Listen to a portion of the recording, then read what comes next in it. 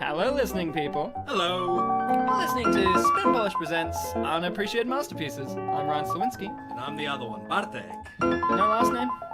You want to leave it a mystery for them? Well, if they've listened to certain episodes where I Well, actually you can't assume that everyone's listened to our show, Bartek. That's just a road of trouble. Why don't you spell my last name for them? Nah, I can't do that. So, Bartek, what do we do on... Well, you haven't said the show name yet. I said Unappreciated Masterpieces. Yes, he did. And I was testing and you. we spin Polish, likingly, because we're spinning, and we both happen to be Polish, you know, with my last name and obviously Bartek's first name. I mean, we don't know what his last name is. It could be Smith. It's a question mark.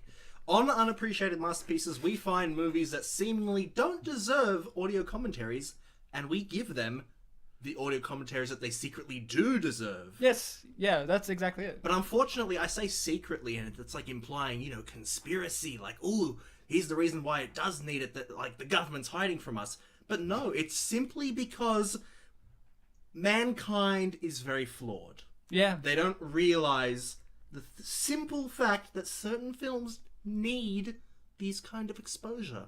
Oh, yeah. Yeah, that's it. You know, we with each unappreciated masterpiece, you have to consider someone, and not only just one person, but several people put time and energy into these projects. To think that, hey, someone sat down and wrote one of these movies, and writing isn't just a quick process. It takes time and effort, and we as audiences maybe didn't appreciate that effort that was put in to these movies. These movies aren't completely forgotten, but they're not completely remembered either. And we think we need to shine a light on some of these movies. Bartek, what is the unappreciated masterpiece we're going to be covering? In this episode, we are covering the, I believe, 2012 classic film Mamma Mia.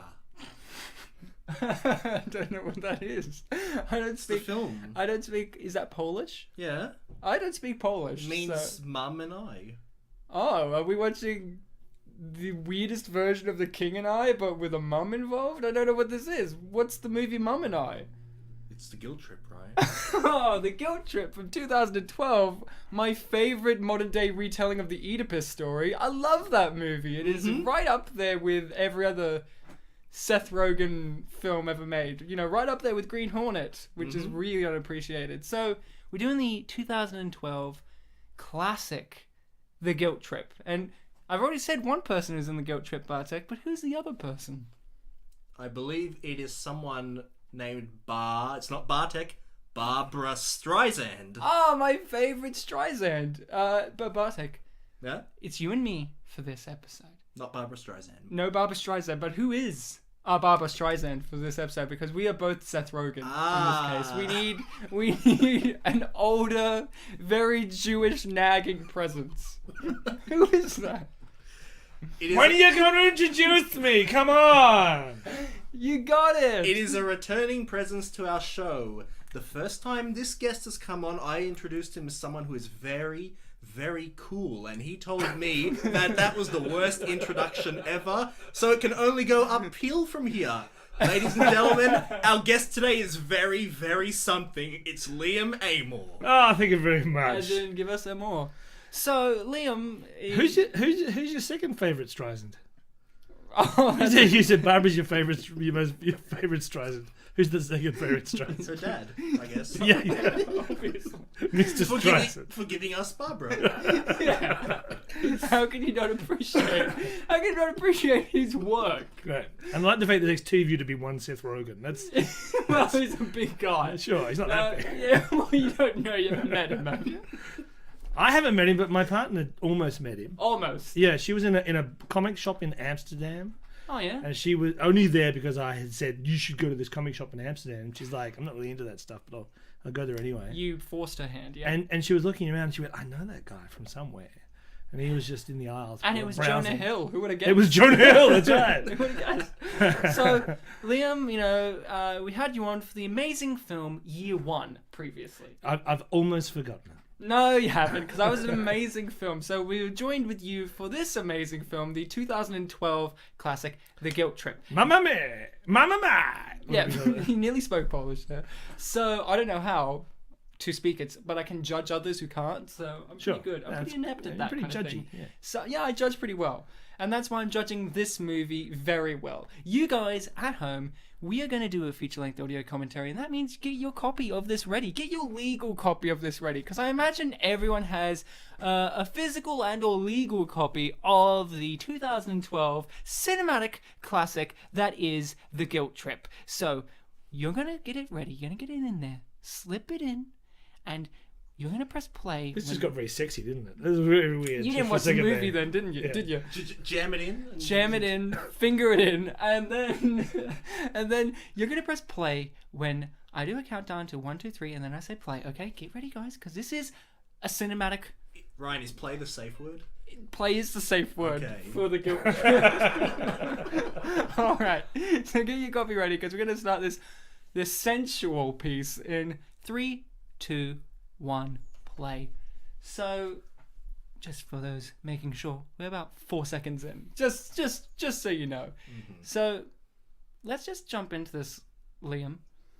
When did you realize that you were a fan of Barbra Streisand and Seth Rogen as a pair? As a pair, because separately, they're obviously long history, but Are as you a a fan pair, of both of them? yeah, I am actually. Yeah, Seth Rogen, I first saw in Freaks and Geeks. Freaks and Geeks. My favorite show, Freaks and Greeks. It's that Channel 31 show. Hey everyone, it's Freaks and Greeks. So just Greeks. Yeah, and Freaks and Geeks, and he was great in that. He was again underappreciated. I see a theme that you're using there.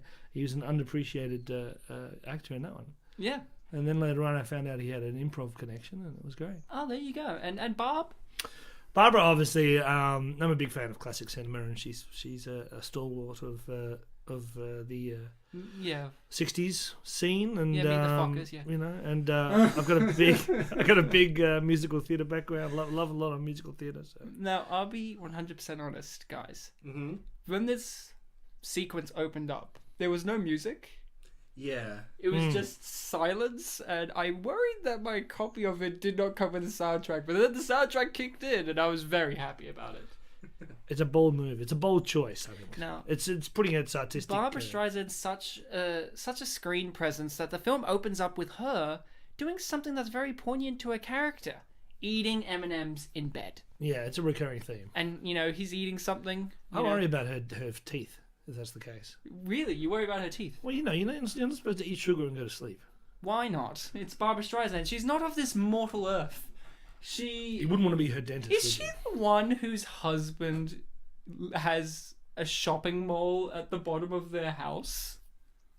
You know what? I'm going to say yes. Yeah, I think it's Barbra Streisand's husband who's like a big Hollywood producer, and he was behind like the Superman movie that never happened with Nick Cage. Oh, wow. You know that one? Oh, there's so many good Superman with a stories. perm. That's great. Superman with a mullet. Get it Yeah. right. So, Bartek, what about you? Seth Rogen, Barbra Streisand, do they do it for you? Do they turn you on? Do they get you going? Yes. Love that green suit, by the way. Look at that. Would you wear that, Ryan? Not enough buttons for my preference. Yeah, but It it's only pretty green, though. It only has 3. I would want 5. So, they do it for you. Huh? What's Yes. your connection with these two performers? We've already covered the Green Hornet. Yeah, so we've covered the Seth Rogen angle. Barbra Streisand, I don't know her as much, but when I found out that Seth Rogen was doing in this film a duo with her, it got me very excited because I'd like to see more Barbra Streisand. Like, the most I've seen of her is maybe that time she became a robot in South Park. And she was pretty good then, and that kind of explains, why she eats the M&Ms in bed, because she's a robot, so that's okay. That's okay. It is a curious. It's a curious choice, isn't it? I mean, why Seth Rogen and Barbra Streisand? Not two names you would normally put But they're together. both very Jewish.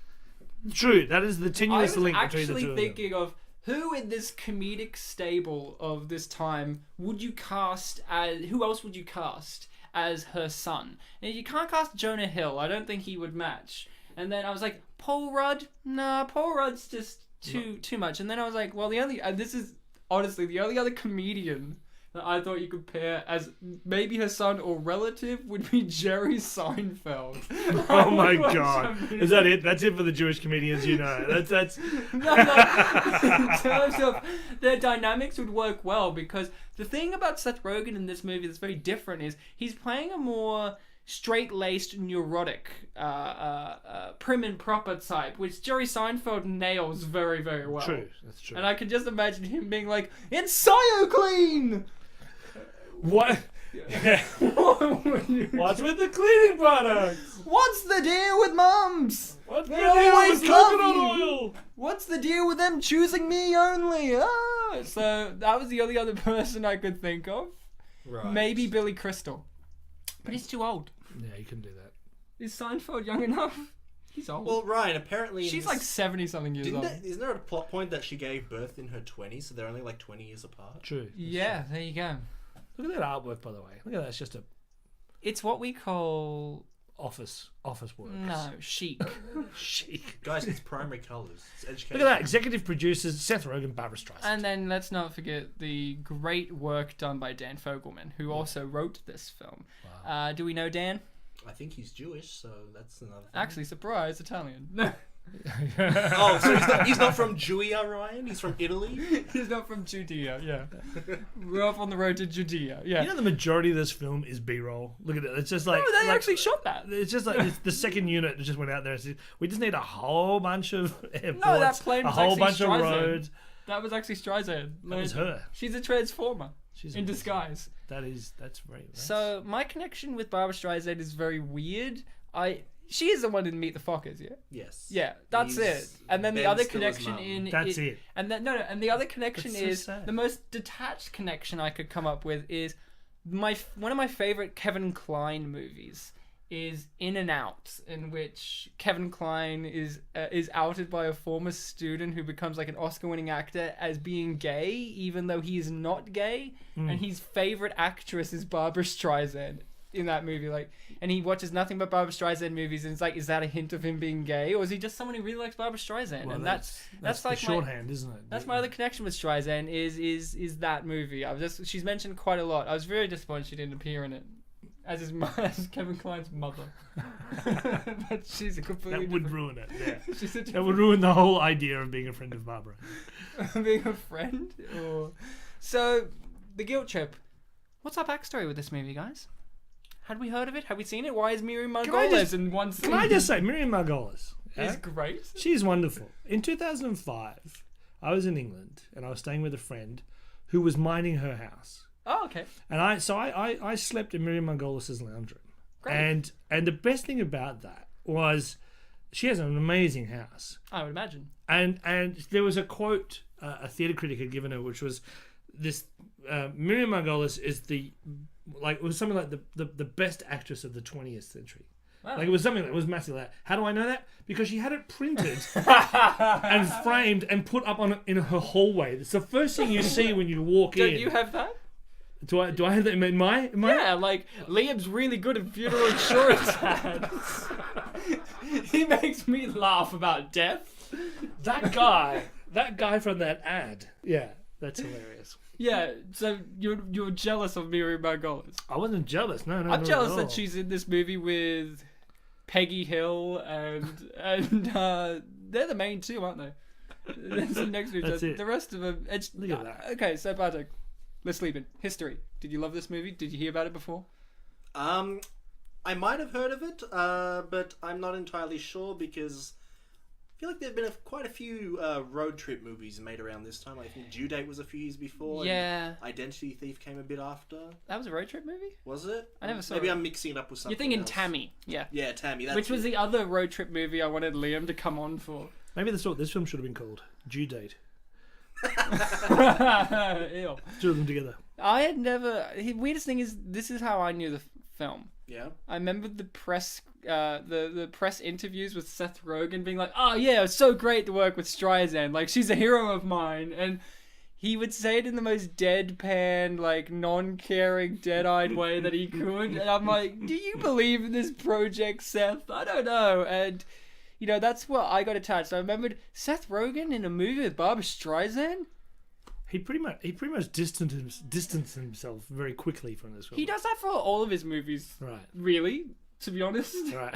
Remember how big the interview was, but nobody talks about it now because it did start World War III and it wasn't a very good movie.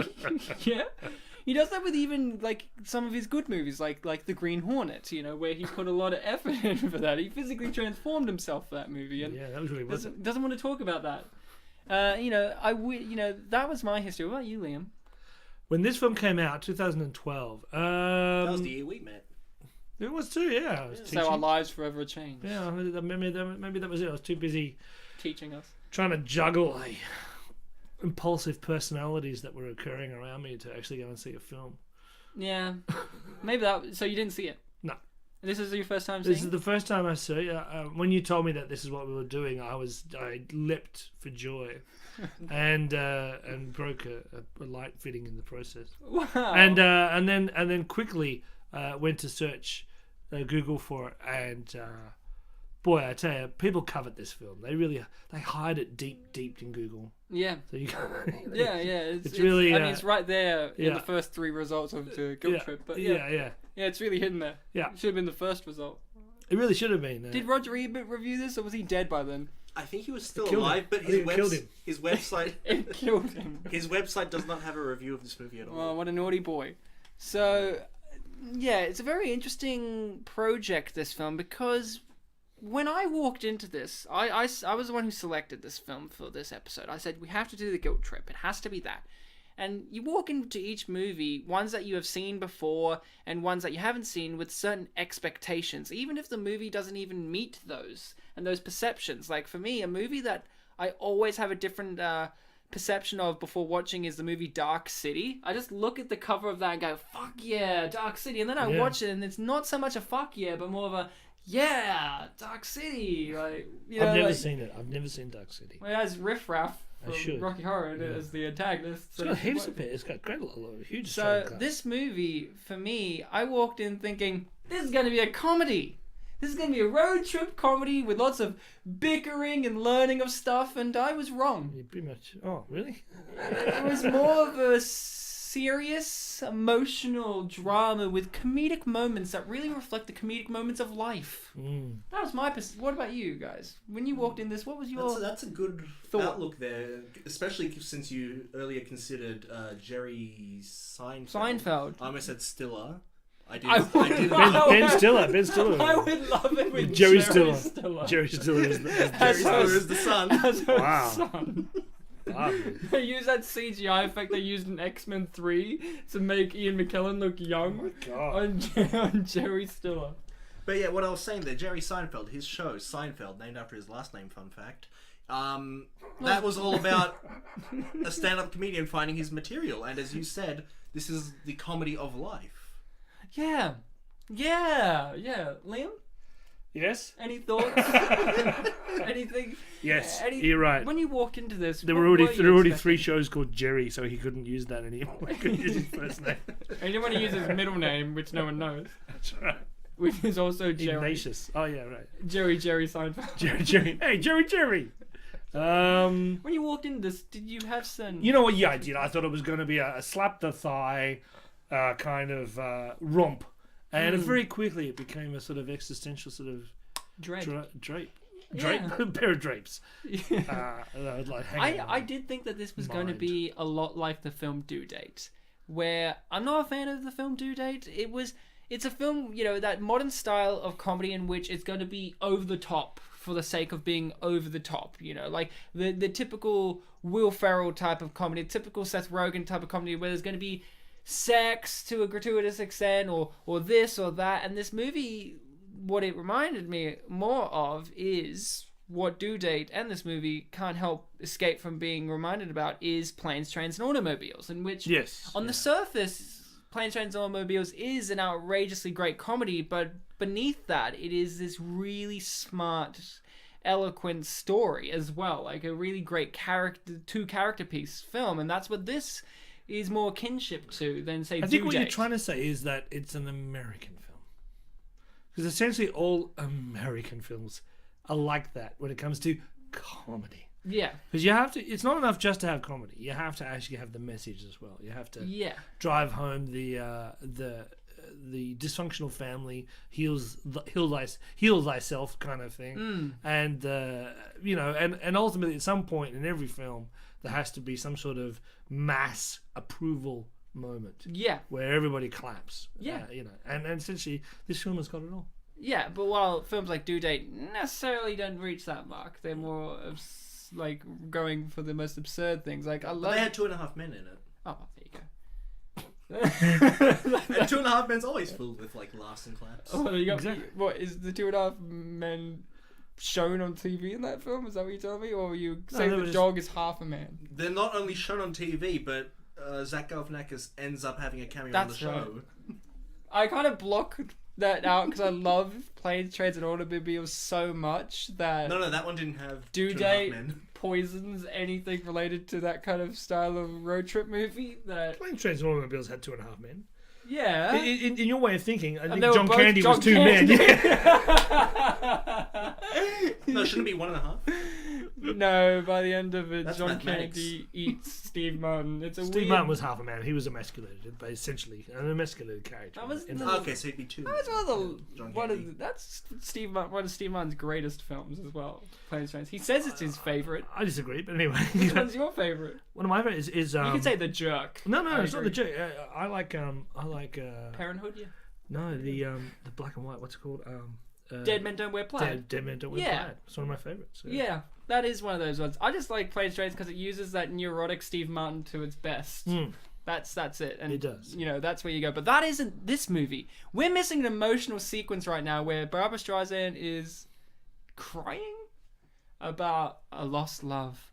Guys, have we had lost loves in our lives? Wow, that was a leap. That was a leap. That we would travel all the way across America to see? Well, if you halfway told... across the world. Okay. right? Liam, Yes. if you had a lost love Sure. that lived on the other side of Australia, and you told your child this, Yeah. and they secretly set up a road trip to go meet that lost love, Yeah. would you be happy?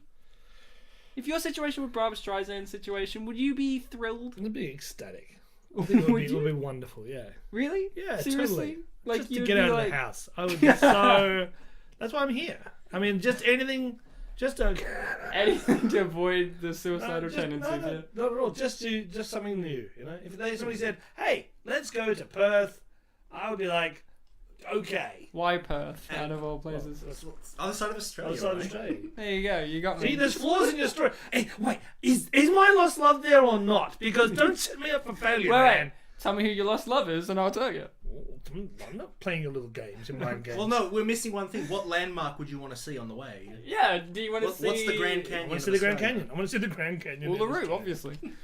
That's a roundabout way to get to Perth, but What? Through the centre? yeah. Up and around. Through the centre of Australia? Yeah. No, Liam, he wants to get a boat and go across the sea and then go to... Who are the pigs? Look at that. Look at that. The in Pegs film. is Seth Rogen's favourite childhood band. Because this is his room from when he was a kid. Yeah, but who are the pigs? I've never ever heard of them. They're right next to the line. Do you think? Yeah. Next to the hills. Yeah. You got it. So, when this film first started verging off the comedy spectrum, because I would say the first 20 minutes you would class as a comedy in terms of things like the mum's being very annoying, he's getting very embarrassed, but once you have this reveal of the real plot, which is this lost love, and where that Seth Rogen is a failing salesman type, did you feel comforted knowing where we were going now? It started leaning more towards Golden Globe nominations. You know that story, right, Liam? No. What? Prepare yourself. The best piece of trivia about this movie is... Which studio made this? I can't remember. Paramount. Yeah. They were so confident that Barbra Streisand was not only going to get a Golden Globe nomination for her performance, but a Golden Globe win. That they, before even the announcement came out, congratulated her on her Golden Globe victory. They made an Oh image. my god. And they posted online. And then when she didn't get any nominations at all, They quickly quickly retracted fired it. someone down way down low. They quickly retracted it. They were so confident that this performance in this movie was going to receive and win an award, and that's where I agree with them. What do you think it should have won an award for? Well, I think she actually did win a Razzie, didn't she? Did she? Really? I don't think that's fair. I think out of the two, look, I don't think this is fair to say that this movie deserves any Razzie awards. I think that this film did deserve a Golden Globe nomination, at least for Barbra Streisand. I think she really did do a lot in this film. She hadn't acted for a little while as well as a proper leading character. And if anyone deserves more criticism on this, I think it's Seth Rogen. I really didn't like him in this movie. I like him as a person. He's a fairly unlikable character, though. He's a fairly unlikable character, and I tended to be siding with his mother more. And I Well, don't whose movie do you think it is? I think it's actually Barbara's movie. I think it's about her. I think it's her movie. It's her more than him. But he is our main character. He's our eyes. He's the audience character. You're supposed to be the son in this situation going, ugh, mums, right? And then it's I don't want to hear about her having sex. I don't want to hear about Barbra Streisand gobbying. I don't want to hear about that. That is an image right there. With Barbra Streisand gobby. If this won an award, they should have won an award for the most active wear in a. Really, not an award for how many times can Seth Rogen eat during a scene? Because I counted 8 times. Well, that was part During of his one contract. scene? Not during one. Oh, just in scenes. He ate during 8 scenes. In this scene, he started eating halfway through. When you're an executive producer, you can also demand. Well, Ryan, I want cooked eggs. the road trip is technically over 8 days, so 8 He has sessions to eat. of eating. Yeah. He has to eat. He has to eat. Rogen has to eat. But Exactly. in this movie, it's saying Barbra Streisand. Rogen has to eat. That's a great motto. Rogen has to eat. Joe Rogan has to eat. Yeah. No, Barbra Streisand I think deserves a lot of praise in this movie, because if you are going to come in with a negative mindset, if you are going to you're entitled not to like this film, but I challenge you in saying that she's the problem of this movie. I think that she's the strength of this movie. Sure. I think Seth Rogen, with his more he's less buffoonish, I suppose. he's more he you know him more as a slacker type, so seeing him as the prudish type, and I don't think he's as good at it yet than say your Ben Stiller, who is a great prude. He's great at being a prudish type. If this was The Secret Life of Walter Mitty and Barbra Streisand was in that movie and he went on a road trip with her to find the missing picture in that movie, this would have won a Golden Globe. Yeah, exactly. So there was a lot of product placement in this movie, Bartek. Oh, yeah. Which product did you want to buy or use after seeing this film? Well, obviously the Skyo Skyo clean. Skios. Do you guys have a problem reading that? When he held it up, I'm like, oh, that's ScioClean, of course. Yeah. Before he even said the name. Everyone else, this is a movie where people suffer from severe dyslexia. It's great to see Lin-Manuel in this film too. Before Hamilton. Before Hamilton, yeah. There he is. That's great. Before he wrote the songs in Moana. Yeah. Oh, Shiny! That's all I know. that was the only one you know? Yeah. It's because it's the Is David that- Bowie song one. No, I just said I didn't know that was actually in the film. I just saying that. That's in the film. That's in this film. It's weird that he wrote that before Moana happened, and it was a really weird sequence. That's why in it this wasn't movie nominated. Where Barbra Streisand's obsessed with shiny objects. Yeah. Well, that's why it wasn't nominated for Best Original Song, because it was made years prior. Clearly ripping off something that hadn't been made yet. So, what was something that didn't happen in this movie that surprised you? Because with movies like this, there's always an element that you're like, all right, I'm going to see that, definitely. Well, there's no romance for Seth, Yeah. which was interesting. Which that's kind of the plot point, that there is no. Well, I mean, she makes it a plot point. Yeah, and I actually found that to be very poignant to his character. Like, oh, I thought at the end he was going to get with his... He doesn't change. His character doesn't change the entire time. Well, no, that can be good sometimes. He does change. You know what his character arc is? He learns to drink his own product. Yeah. Yeah, I think and he learns he's a modicum of self-esteem at the end of the. He learns to take constructive criticism. He learns to love an audiobook about hermaphrodites. So maybe that was a subplot that really didn't go anywhere, did it? Though? What do you mean? It ended the film with that great line about standing at the door and wondering what's going to happen now. I nearly teared up. Girl. You know that's a real book. Oh my god. Middlesex. My girlfriend had it. It actually was recommended by Oprah. So this film is set in our world. That's another. Well, you know what? It's just another product placement. Yeah, you're right. But this is years after the book came out. Maybe you know what I think really happened? It was an unappreciated No, masterpiece. I think this is what happened. Yeah. Barbra Streisand's a director as well, right? So she has a lot of leeway in power. You know, she's Streisand. She walked into this film saying, "Right, I want Middlesex to somehow be incorporated into my character," and Dan Fogelman, he was just like, "I don't know what that is," and she's like, "Well," and gave him like the pack of CDs to listen to, and he really didn't want to, but then he's like, "Well, it is Barbra Streisand, I should give it a go."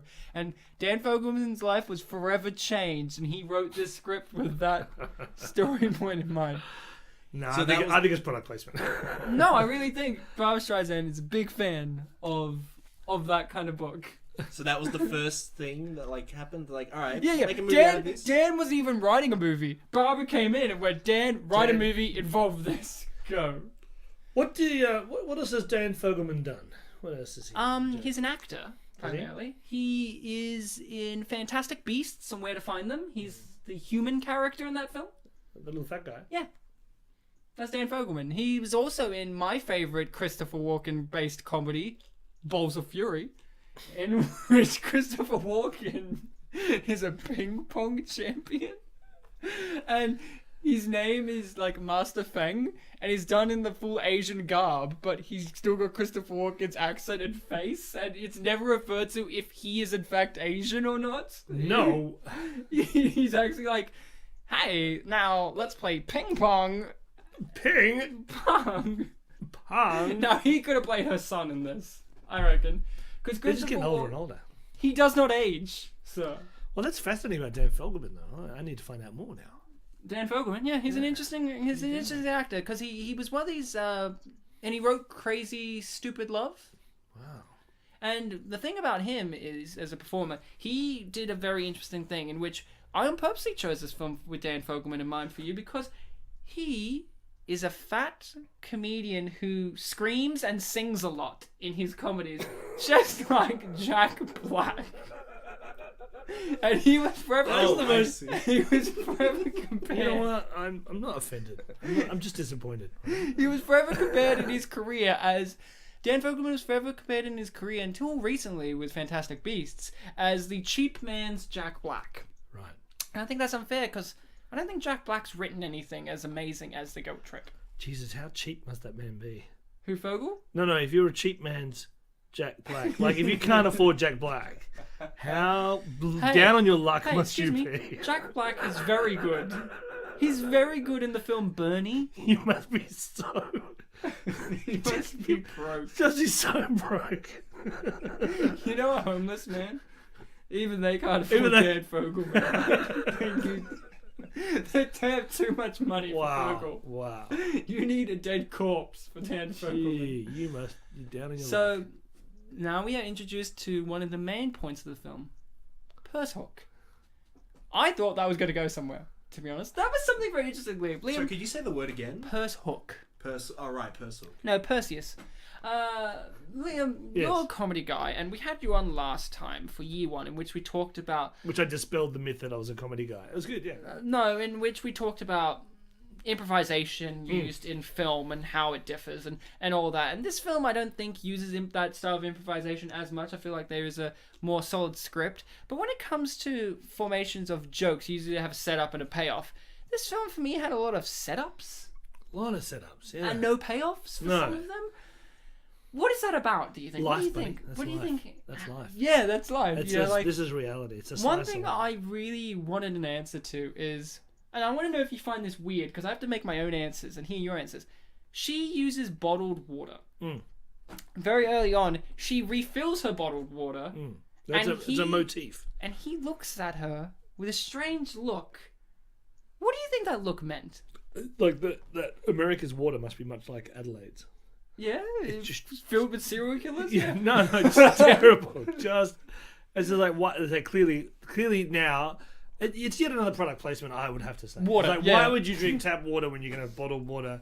And this is the thing now. Through the eyes of Seth Rogen, the everyman, if you like, And of the world. what's she doing currently? Yeah. I think she's going to be filling up a bottle of water. Well, there see, she there is. it is. Yeah. But here's the thing: so that's how you interpret it. You think the water is terrible. They've paid the people who make bottled water have bought into this film to say, look, Thanks you for just the make thanks. it look like tap water is shit.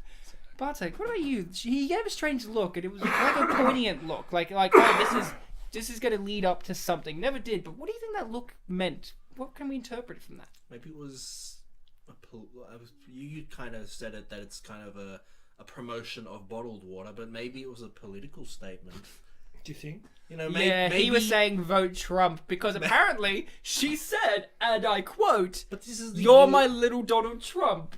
So maybe did. he was saying, But this was vote the- Trump because he's going to get rid of water. So you're thinking we've stumbled across some sort of conspiracy of laying the groundwork for Trump and the bottled water in this industry. film made in the year where Mitt Romney and Obama were going up against each other. I see. So ahead of time. No, She knew. That's why she made Dan write the script. Yeah, I think Dan needs to apologize. See, you're going ahead of time. I was going to make a joke about there's fluoride in the water. Communists must be behind it, but yeah, that's much better. Like, hold on, we got a poignant line here in which, did you know hitchhikers?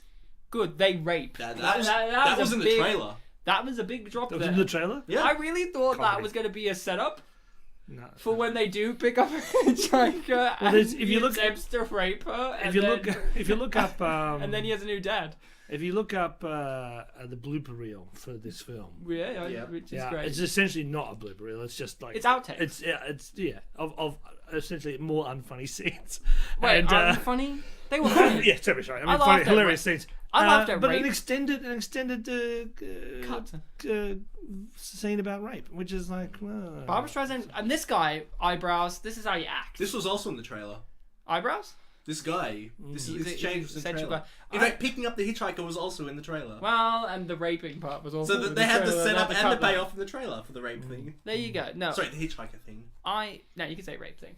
I thought his look. Okay, this is a serious answer. That look that Seth gave, I thought he was disgusted at the fact that she refills used bottles of water. Like she's already used it, and he's been given a bottle from her. So he's like, ugh, germs, because his whole thing is cleaning products. yeah, maybe. And I was like, but then there was never set up that he's germophobic in any fashion. Like, a thing like that usually plays through a bit more, like, but it never happened. So this movie, like I said, it's life.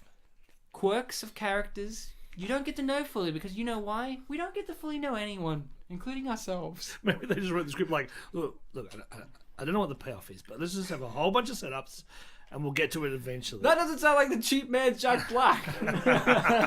Let's just film it and I have to be honest with you. We'll see what happens on the day. And That then doesn't sound like Barbra there were no Streisand. actual Streisand payoffs. would. So hold on. So in the scene where Seth Rogen was disgusted at the fact that someone was putting in the image in his head that he would be sleeping with his mum, you were thinking about germs? Yeah, because he doesn't want her cum germs on his dick, obviously. Oh. Well, this just took a turn. For the best. If there are any children listening, you need to ask your parents to This is not a explain- kid's film either, man. I heard. It has rape in it. The inference suggestion, of the rape. It has references It's a too. reference, but it's But more, yet again, more of a safety we've done message. kids movies, actual kids movies with actual rape in it, so it's okay. Man, that...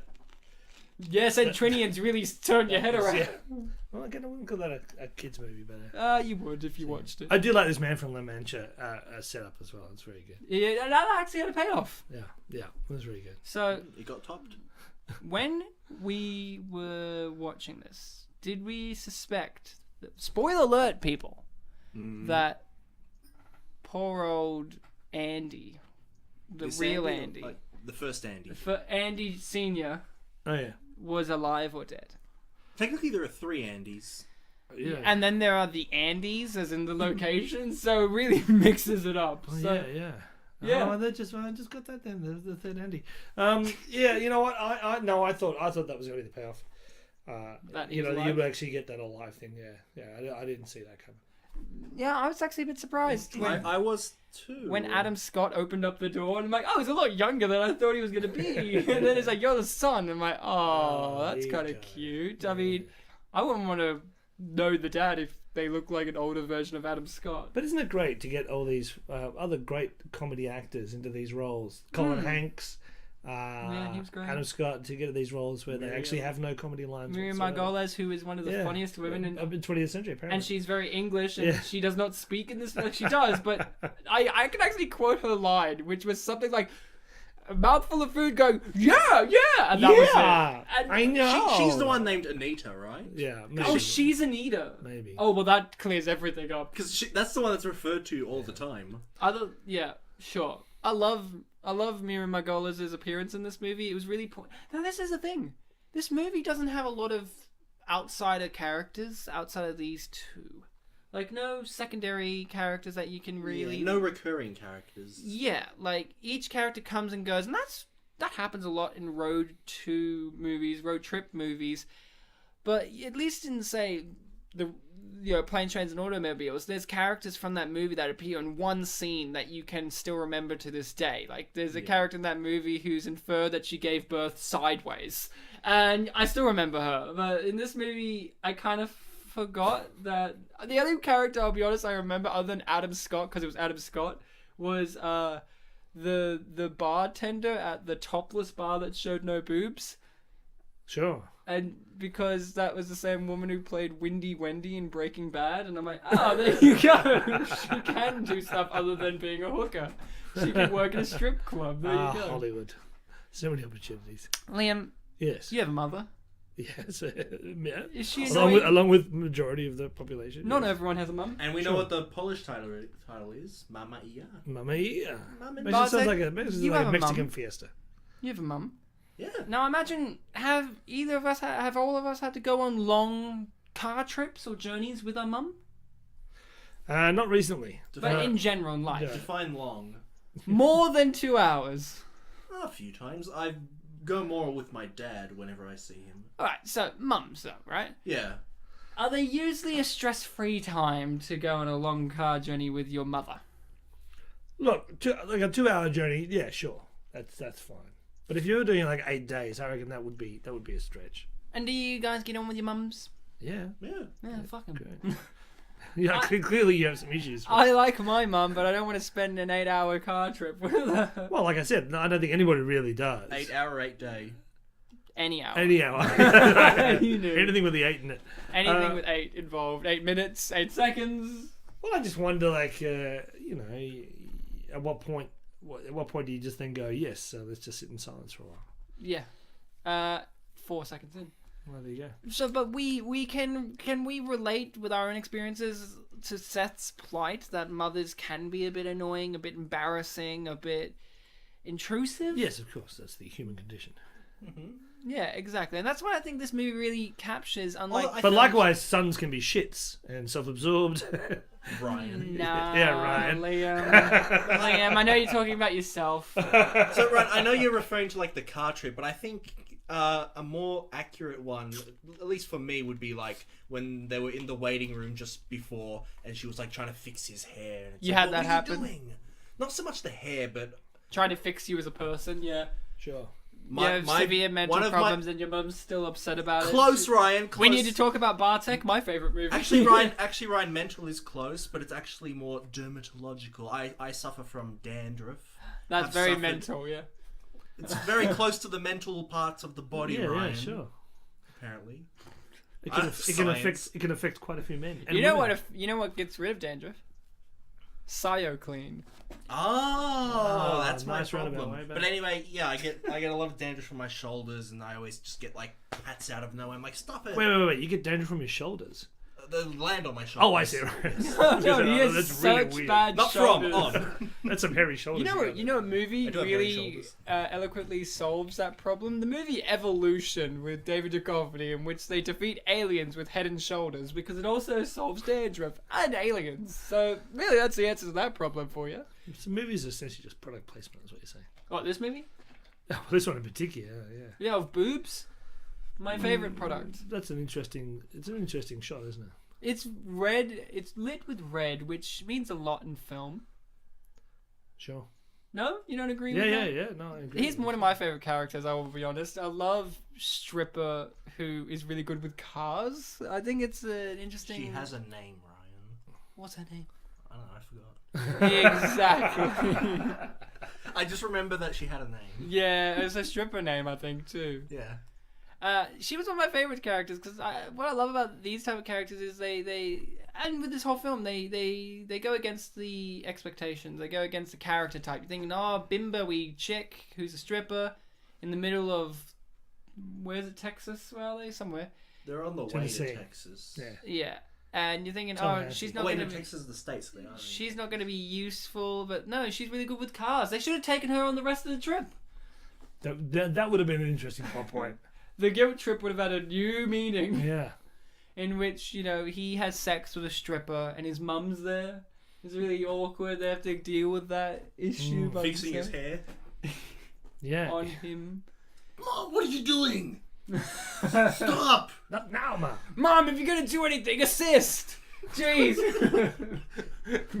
Make yourself useful! Make yourself useful! Grab the rogue meat! Jeez! I imagine that's what he calls his dick, the rogue meat. Oh, that's what you were talking about. Oh, yeah, I had no idea what you were talking about there. That's interesting. Because his name's Rogan. Right, the rogue meat. And his dick's so massive, it's rogue. He goes out rogue, it's detached from him as an individual. Ryan, do you call yours the Slawinky? Yeah.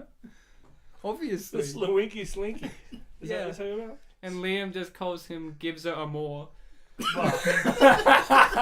Amor is just love in any language. So fun fact, Liam, when we first properly met in your class of improvisation, you taught us a great, amazing memory exercise in which I've forgotten what it was. In which you had to go one-on-one with a person and you had to listen to them and remember as much basic information as possible. The name, where they came from, all that. Yeah. And Liam was like, I'm Liam. I had Liam. I was paired with you because there was no one else. And you were like, I'm Liam. And you were telling me about your last name being that. Is that it? Like I said, a Mexican bandit. Is that what they... Well, I'm Liam. No, in all fairness, you would have been more like, I'm an old man. And true, that's true.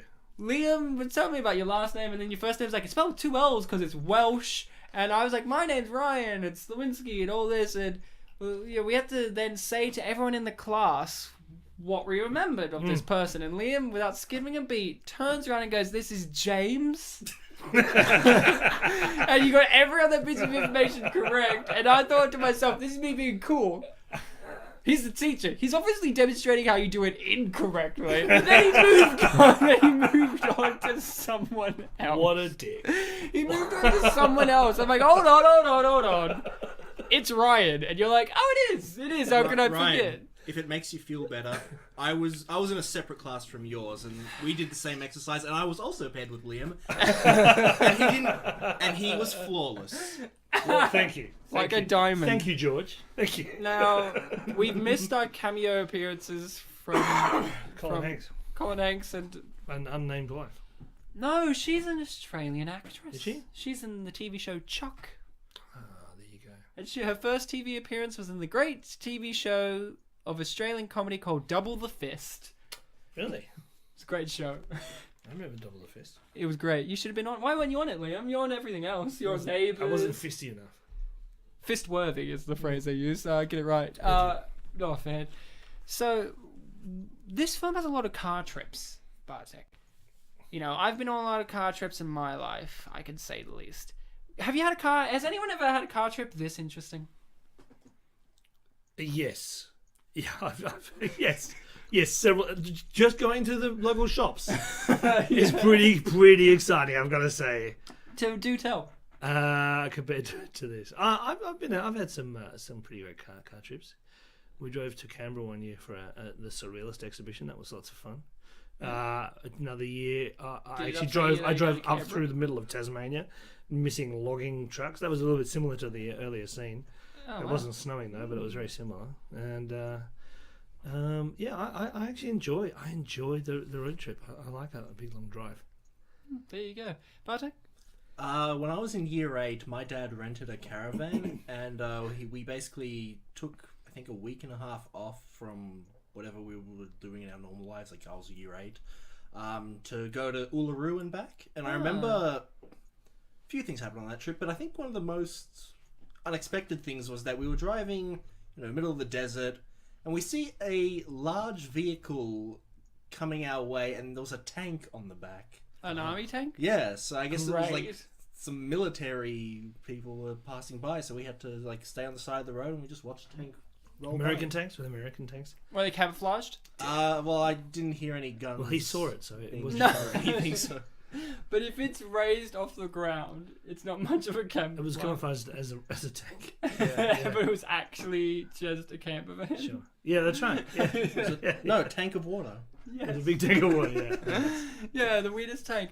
I've had many interesting car trips. I live in a small country town called Kempsey, and whenever we had to go to Sydney, it was nearly 6 hour drive Sure. to there, and we had to go there a lot because I had relatives, and there was like many a times having to go down there and nearly dying because it is a long trip. And I remember the one time we were stuck in a traffic jam. That's pretty drastic.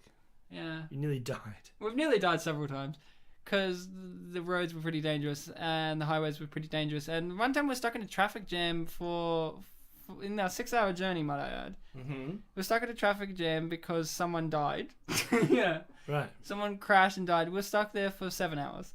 And we couldn't move anywhere. It was and it was the hottest day ever. And I remember my parents, with the CD player, they honestly always had the same 8 CDs in the car all the time. Didn't matter. It was always like TNT by AC/DC. Every album, which at that time was 3 albums by the band The Cruel Sea, and the band Tism, and like all this stuff. And it was Your just parents like, rock. yeah, they do rock.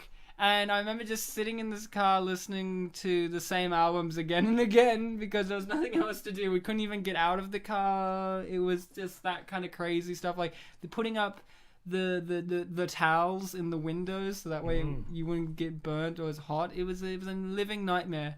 And I think this film really could have. This film didn't have a traffic jam at any point. Like they didn't get stuck. That's American. They never even They got stuck in a different way, but that was because of ice. I think psychologically They got stuck from ice, the severe drug habit. That's Seth Rogen does drugs, but not ice. He's an organic chemist. That's a Barbra Streisand thing. Yeah. He's a biochemist, so he Biochemist, that's right. He was, Well, I think he does drugs because of that, boy James from down the road. what? James Franco. Oh, Yeah, that's right. that Jane Franco. He's a bad influence on poor Seth Rogen. He's been there since Freaks and Greeks. That's right. That damn That's Franco. right. I mean, why can't he be a good boy like Paul Rudd, who does not age a day? That's the best thing about spooky. Paul Rudd. It's spooky. It's spooky. It's like, remember when Johnny Depp didn't age, and then one day He got got weird really quickly. Yeah. like it was. I feel like Johnny Depp was flawless. Like, looked the same for years, and Was he everyone made a joke about like, oh, he doesn't age, like Keanu Reeves doesn't age, and then Johnny Depp hits his wife, and then boom, gravity hit, and it's just like that's what you get. It was for before being... that. It was when he lost his French wife. Oh, Yeah. I'm sorry. It's when he Yeah. did. It's actually when he did the Lone Ranger. He aged. Before that, it was Nah. before that. Yeah, there was one or two before. All right, Crybaby. He aged. No, probably he was still in his prime, in his best his film Dorian ever. Gray prime. But yeah, no, I think the minute Vanessa Paradis, then he and her broke up, it was all downhill after that for him. Poor Johnny Depp, a No, tragic hero. No tears shed for that man. No, come on, don't you love him in Dark Shadows, the Tim Burton classic on the... I saw it That in was a cinemas. weird film. Huh? That was a weird film, wasn't it? Yeah, it had Eva Green and it had something going for it. It was just like it was trying to be too many things. It was Hey, you know what I liked about Dark Shadows? It had Michelle Pfeiffer. I miss seeing Michelle Pfeiffer and everything. she is good. Like, she's a good actress. As well as attractive. Like, but she's good. I like Michelle Pfeiffer. And that's what this movie I like about it is it brings back someone that has been gone from the spotlight for a little while. Someone who hasn't been there. And that is, of course, Seth Rogen. No. It It is was like a year after Green Hornet, right? Barbra Streisand. She did Meet the Fockers. She's done one or two things. And She did Little Fockers a bit more before this. yeah, sure. And Yeah, that's true. Barbra Streisand is a screen presence. Liam, have you seen many of her films? Or any? You know what? No, No?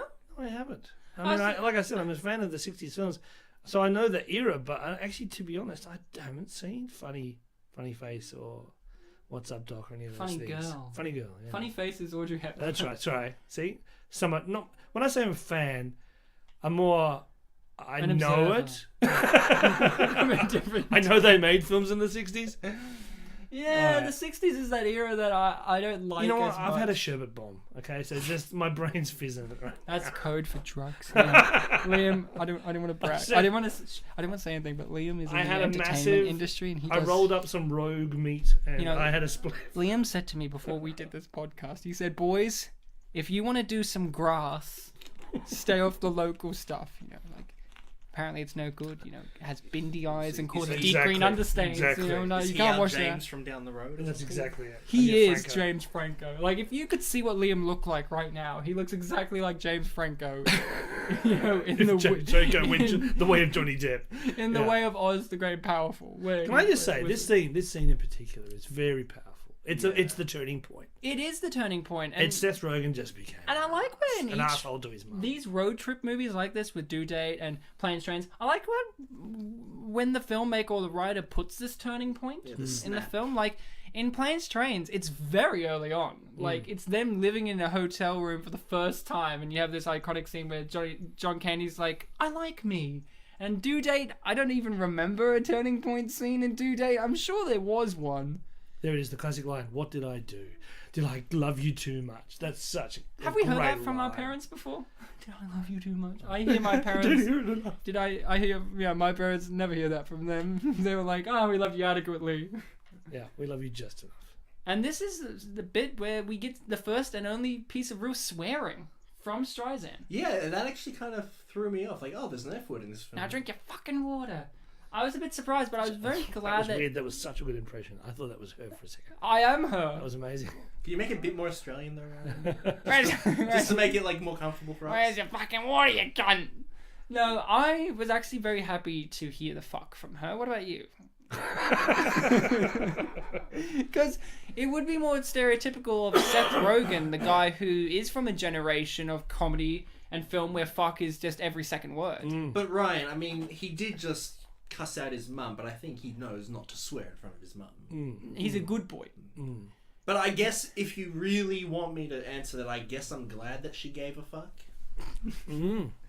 Liam, do you give a fuck in life? I wouldn't be sitting here if I didn't, Ryan. Well, there you go. That answered everything we needed. I love this bar. This what bar, a great little bar. Look at that. I like the guy that hits such a tiny bar, and yet so many cowboys. I thought you were going to say so many whites. So many whites. I did too. Such a tiny bar, so many white people. Why are you bringing this up, Liam? Wow. They're in rural area Asian Texas or wherever. Now, can we mention the really big elephant in the room? I guess if you really want to. The big elephant, which is Seth Rogen? No, what? What are you doing? Oh yeah, you're gonna be prepared for this. We mentioned Jerry Seinfeld, and we mentioned Rogen, and we mentioned this. The fact that these characters are very Jewish in this film. Yeah. We haven't really had a film about very Jewish characters before. And I don't think and the great thing about this film is on this podcast. Right. No, Schindler's List wasn't Jewish enough. What I like about this is when you think, Jewish, you're going, okay, they're obviously talking about being Jewish all the time. There's never a reference to them being Jewish, really. It's just their mentality and both actors being very Jewish in real life. And I find that a very refreshing thing to have within these characters. It's different. Well, I think the title plays into that stereotype of the Jewish mother, and that's the sense idea. Of guilt. Yeah, and the sense of guilt. That could be any mother really, but it's a very Catholic thing too, guilt. Yeah, that's right. But the fact that you have Seth and Barbara playing the two roles, you go, well, that's clearly that's the world that they're playing into. But yeah, the fact that it's not laid on with a trowel, I think is quite a redeeming feature. Yeah, because this. Oh my god. Go. No, you go. Big bruise. Did he slap him, by the way? Was that No, what he actually did was... slap him? Oh, he slapped him, yeah. Yeah. I thought you were going to say what I mentioned, which was the bruise is much lower on the face than where the guy hit him. The guy hit him at where the hairline is. Right. I just got to point that out. So when I was Googling stuff about this film after I watched it, one of the results was, I can't remember the exact name, but it was an Australian website, jewishsomething.net.au. And there was a movie review for this film. Yeah. And basically the whole review was just picking every single element of this film that had anything to do with, like, Jews. Sure. Do you find that the internet's a disgusting place sometimes? But in what way? Like, was it from a Theological standpoint, a like was it standpoint? a Jewish website looking at, like, it wasn't Jewish enough, or Kind of. The first sentence was pointing out the fact that even though there is so many Jewish people in this film And behind the scenes, too. and behind the scenes, they'd never mention, like, the word Jew or anything like that, despite how obvious do they it is. need to? That's the thing. Like, But the review really came across like there needed to be more Jew in the film. not enough Jew. If this was a Mel Brooks directed film, there would have been more. like I said, it was Jewish, but not Jew enough. Yeah. It was Jewish, but not Judea. Yeah. Yeah, sure. No, I take this very, very well. Like, this is a film in which you just have Jewish people obviously playing Jewish characters, but that's not their character. Like, you could say she's meeting the stereotype of the Jewish mother, sure, but that's not, like, the butt of the joke. That's not being like everyone else is reacting, being like, oh, these Jewish people. I guess they're kind of updating the cliche a little bit. Yeah, she is an updated version of Jerry Seinfeld's mum in the TV show Seinfeld. Sure. She actually looks like her too, the mum from Seinfeld, like with the hairstyle and all. The mum in the Seinfeld was a bit fatter though, wasn't she? Yeah, she was old. She's also Barbra Streisand. This is the thing. I mean, you can't. You don't escape the fact that she is Barbra Streisand. Every Jewish woman is either played by Barbra Streisand or Sarah Silverman. There's no in between line. You have to have the blonde or the dark haired Jewish lady. What about the mum from Seinfeld? That was Barbra Streisand. Liam just went through this. Are you not listening to the wisdom of Lliam Amor? I mean, jeez. Now, talking about your wisdom, Liam. Ryan, twist my words, Sliwinski. Yes. Liam, talking about your wisdom. Yeah. Okay. We go back to the year 2012 when this film was made. Yeah, We sure. just met you. Yeah. We had only one university unit with you. We only had you once. Yeah. We never had you for anything else, and we never interacted with you outside of that That was university because setting until this show. You could have, but I actually organised it, so you didn't. No, Liam once said happy birthday to me when we passed. Oh, there you go. There you go. Yeah, I did do that. Yeah. So Liam gave me, and this is true, Liam. I wanted to bring this up on the podcast last time. Yes, James. You gave me one of the best feedbacks in my journal, in which you said, and I think this applies to you forgot to mention comedy this last films like this, which was, remember to use comedy for good, not evil. That's what you wrote. That's what I wrote in your journal. And I thought about it, and you didn't give any further detail. That's all you wrote, was use comedy for good, not evil. And I found it very profound, because each university lecturer would be like, or tutor would be like, the journal needs to be a bit longer, or, hey, that performance was very good, and there was a dynamic range of voice, but you were like, use comedy for good, not evil. And it stuck with me when I've watched movies, like newer movies, and I think that's the problem what I have with, like, Will Ferrell movies, and with this, my interpretation of what that meant. And this movie, I feel, uses comedy for good, not evil. Like, it could use it to enforce stereotypes, to go down the trodden path, and instead, this is a movie where the drama plays more into it, and the comedy is the topping on top. Yeah, well, the stereotypes are thin on the ground to start with, I guess, really, in some ways. And then they sort of, I guess the more you delve into it's more, you know what, it's more of a mother-son stereotype relationship than it is a Jewish thing, I think. Yeah, and I think there's you actually, they're playing that more than it is anything else. Yeah, and I think that's an okay stereotype to play with, because by the way, here's the crowd approval scene, I should point out. Everyone, I think, can approve more of a parental, like, stereotyping thing, because each person, in most people understand that more on a level, and blowing that out of proportion, you can't really demonize it to such such a crazy extent as you can with, say, faith-based or racial stereotypes. I wonder what kind of film this would have been had they played that up more. Like I think if you had someone like, if you didn't have Seth Rogen as the son, but someone who was more straight-laced and a bit more sort of uptight, then you probably could have pushed that Jewish mother thing. To an extent, Yeah. that would have been like, and that's the thing. Barbra Streisand, she's playing this the best she can, and it's easy for her, like she did in Meet the Fockers. She can play the stereotype of that too hard. Like Sure. I think that can be stated. She's very Jewish mum in Meet the Fockers, even though that's not really a character type that they're doing in that film either. But in this film, she's a lot more played down. Right. And I want to check out her body of work to see, because she's done comedies, she's done serious stuff, she directed. Her husband's the more interesting character. What? Her husband's insane. What? I think it's her. Or it's her or Liza Minnelli. One of the two. I can't remember which one, but they both operate in the same sphere. Like, they both overlap in the same stuff they do. Well, I would say Barbra Streisand is a pretty amazing performer. If you look at the body of her career. Oh, no, yeah. But, in terms of they both singing and dancing. Sure.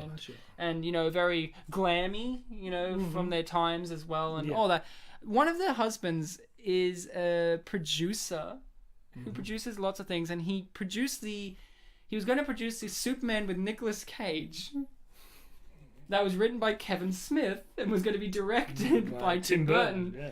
And Kevin Smith has informed the world upon this guy. He's very, very flamboyant. I think he met Streisand or Minnelli, I can't remember which one, by being their hairdresser. And they're very flamboyant, and he just wants movies with one thing. He said, Superman, I don't want him to fly. I don't think that would be realistic. That's what he said for Superman. Get rid of the cape, because Superman's like me. He's from the streets. That's something he said. This guy is an upper-class rich guy. So he's from the streets.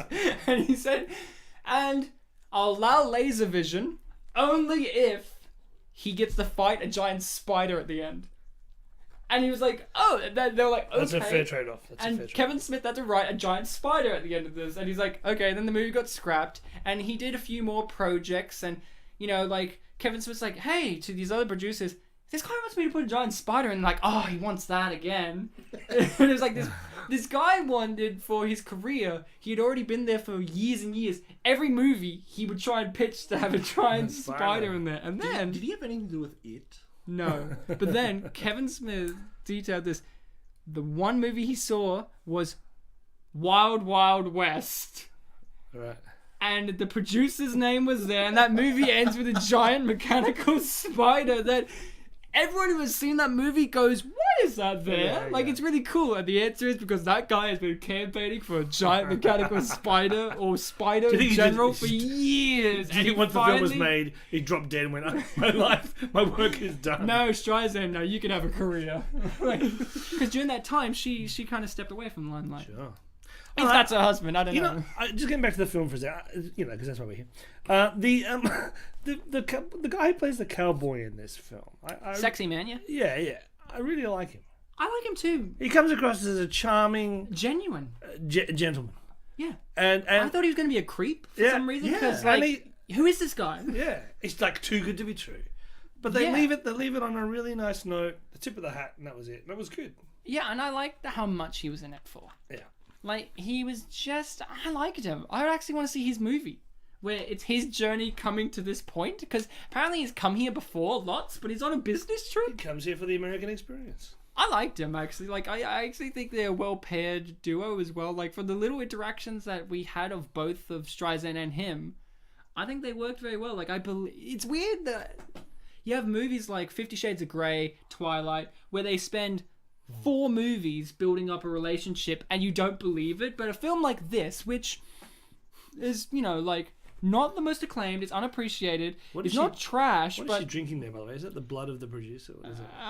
No, that's her husband. They said what it was earlier, but I forgot. It was a shot of sauce or something. It was a shot of some on the salad side salad dressing. Shrimp drink. Yeah, that's it. Shrimp. It was a shrimp shot.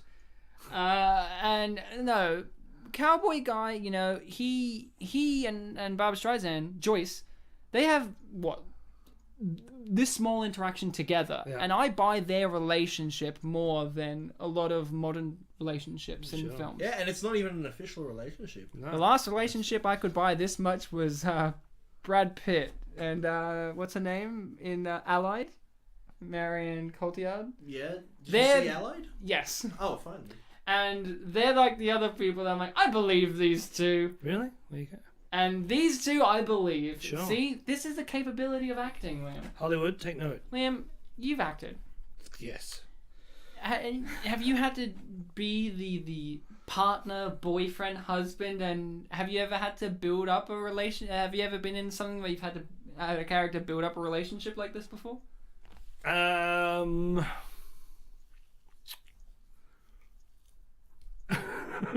my! I'm just leafing through my IMDb page in my mind. Neighbours? Neighbours. Underbelly. We had to build up a relationship with Vince Colosimo. Dead in all of them. I think in Neighbours once when I was playing a stalker / bodyguard, and I built up a relationship with my stalkee / victim. Yeah, who had hired me as the bodyguard. Yeah, it was very very weird, and there was a moment where we actually had to kiss on camera. Oh yeah. And we were doing rehearsals, and she said she was much younger than me, and she said, "Look, I said, how do you want to do this? How do you want to do this?" She said, "Well, it's with protection." She said, "We'll lean in for the kiss, but we won't actually do it until the take." So I was like, "Oh, fine, okay, fine." No. So I was like, you know what, you're the regular on the show. Yeah, you know I'm just what a you guest. like. I'll come in today. So we're doing rehearsals, and every time we do go and lean in for the kiss, we'd go Too far. and then just stop, and then we go right. It was always weird, Yeah, you just stop. Then the director comes up and goes, Do it. "Look, you guys know you have to kiss, right?" I'm like, "I'm getting mixed messages here. What do I do?" So then we went in for the kiss on the actual take, and it was like, that was Fine. It was adequate. Done. Yeah, because I haven't done as many acting things, and the idea of having to play a character in a film like this, say, where you have to build a chemistry out of so little. Like, they do have so little in the script to work with to build a chemistry.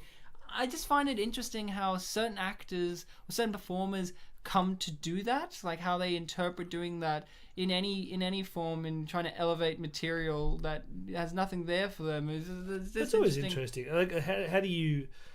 I mean, it depends. Like, I've met other actors who are so relaxed and kind of open that you suddenly have that instant rapport. Yeah. And then there are other actors who are just business. Yeah. You're like, all right, you walk around, block, do the thing, all right, and then it's not until the actual take that they charm up, if you like, But it depends. Yeah, it depends on the I guess how they run the shoot, how much rehearsal time you get with the person. Well, these two are also producers, so it allowed them a lot more leeway. Like Seth and Barbara to work up that chemistry as well for mother and son. Things, but I mean, the great thing is you've also got the opposite is also true, which is actors and actresses who hate each other in real life then often come across as having fantastic sexual tension on screen, Yeah. Because then they make a much better sex scene or whatever, for whatever reason, because they can't stand each other. And that translates through to this incredible sort of passion. Passion. Yeah. It's my favorite. One of my favorite guys. For a guy who looks like he's homeless, his teeth are great. He's just a hitchhiker. Ryan? Yeah, but he Yeah, looks... gee, you just assume a lot there, Ryan. Hey! There you go. Hey! Don't you team up on me. I'm here defending this movie from the vultures out there. I'm asking the questions here. Bartek, you got any questions for us? Why did you think he was homeless, Ryan? Because of all the semen stains on his jacket. I just thought he gave gobbies. And that usually infers homelessness. Okay. Did you know that this scene, for all its build-up, was also in the trailer? Was it really? Yes. I actually quite like this joke. This great. It's like, how long do we have to look at this Grand Canyon? I really identified it. Yeah. I watched this with my housemate who's very pretentious, and he said, Americans are terrible. And I'm like... I'm terrible. At what point did he say that? At what point did he say that? At this about point? them being like, 10 minutes? Right. Yeah, 10 minutes. He's like, the Americans are terrible. They can't take anything in. And I'm like, am I bad there? Am I American? Because I know if I saw a giant pile of rocks, I wouldn't be too impressed. Well, that's the thing, isn't it? I mean, not every road trip has to be like, spiritual changing. It can't all be Morgan Freeman's development in the film Nurse Betty. It can sometimes be Seth Rogen being like, it's a rock, can I go home? Like I said, his character doesn't change, essentially. He does by change. By the very end of the film, he's like, all right, see you, He learns to smile at the end. True, yeah. Well, I guess that just goes back to that. This is the whole mother and son dynamic. So as a son, he changes, but as a person, he's still the same. Well, he's maybe closed a few coffins. Because his dad died. Well, his dad died, but also that first his first girlfriend thing. That kind of was a bit of closure for that. I really like the first girlfriend storyline thing because it isn't resolved. Like, he still has to carry that burden of proposing to her and getting rejected and missing out on the life he could have had. It's not like, look, there's the bag. The bag's there. Cut back. The guy picked it up. What are you on about? Jeez. Where is it? The bag's gone. No, it's just you being pedantic. And that's life. Sometimes bags are there. The thing about thieves is they wait till no one's watching and then take it. I mean, why aren't we complaining about how his bruise has gone down significantly? Sure, that's true. Because he got a different one, right? Oh, obviously. The thing about thieves is, Liam, it's a set. That isn't a real Centurion guy there. That isn't a real pineapple head. I was thinking how bizarre it was that this film has Caesar's Palace in it. And that your place here actually reminds me of that, like such huge rooms and kind of thanks palatial style student accommodation that you have. Yeah, well, we're not students, so that's fine. Well, that's right. I mean, that shows. It's just a house. There's so much gold in this room. The best use of Caesar's Palace I've ever seen. It takes 25 minutes to cross from one side to the other. It's incredible. And that's just using a car. Go buggy. The best use of Caesar's Palace, and possibly one of the best visual jokes I've ever seen in a film, is in Mel Brooks' film History of the World Part 1, where they are going to Caesar's Palace, and they use the casino as the outside establishing shot. It's good to be and they're riding on horses. Yeah, that's perfect. That is the best use of a visual joke, and I think this film could have used more jokes. I think that's why it's unappreciated. People went into this thinking it was going to be a rip-roaring comedy, and what they got was a thought-provoking mother-son drama. Yeah, mother and son film with more quirks than jokes, I suppose. Yeah, and more heart than jokes. And when people see a Seth Rogen movie, they don't want to go into it being reminded about the real world. They want to go into a film where a reporter can make career unstable. That's the kind of thing people want out of a comedy film. Yeah. People want a film in which Seth Rogen smokes a lot of dope. Yeah, that's the thing about Seth Rogen. He's always established as this not face sort of adolescent trauma. That was brilliant, man. Thanks, man. You really managed to get those words out of your mouth very well. Eventually, yeah. Yeah. I'll be honest. One of my favorite Seth Rogen roles of his, where I think he really worked, because I think the thing about Seth Rogen is, in comparison to his contemporaries, is he works as a supporting actor. I feel, for me, I really liked him in The 40-Year-Old Virgin. I was about the other day. It's like he had to tat up for that. Yeah, in every and he shot. looked great.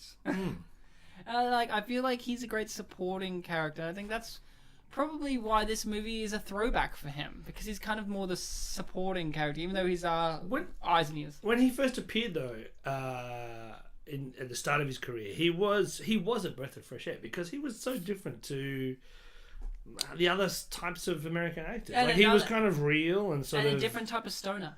And a different type of stoner, yeah. And he kind of had he has a natural sort of charisma.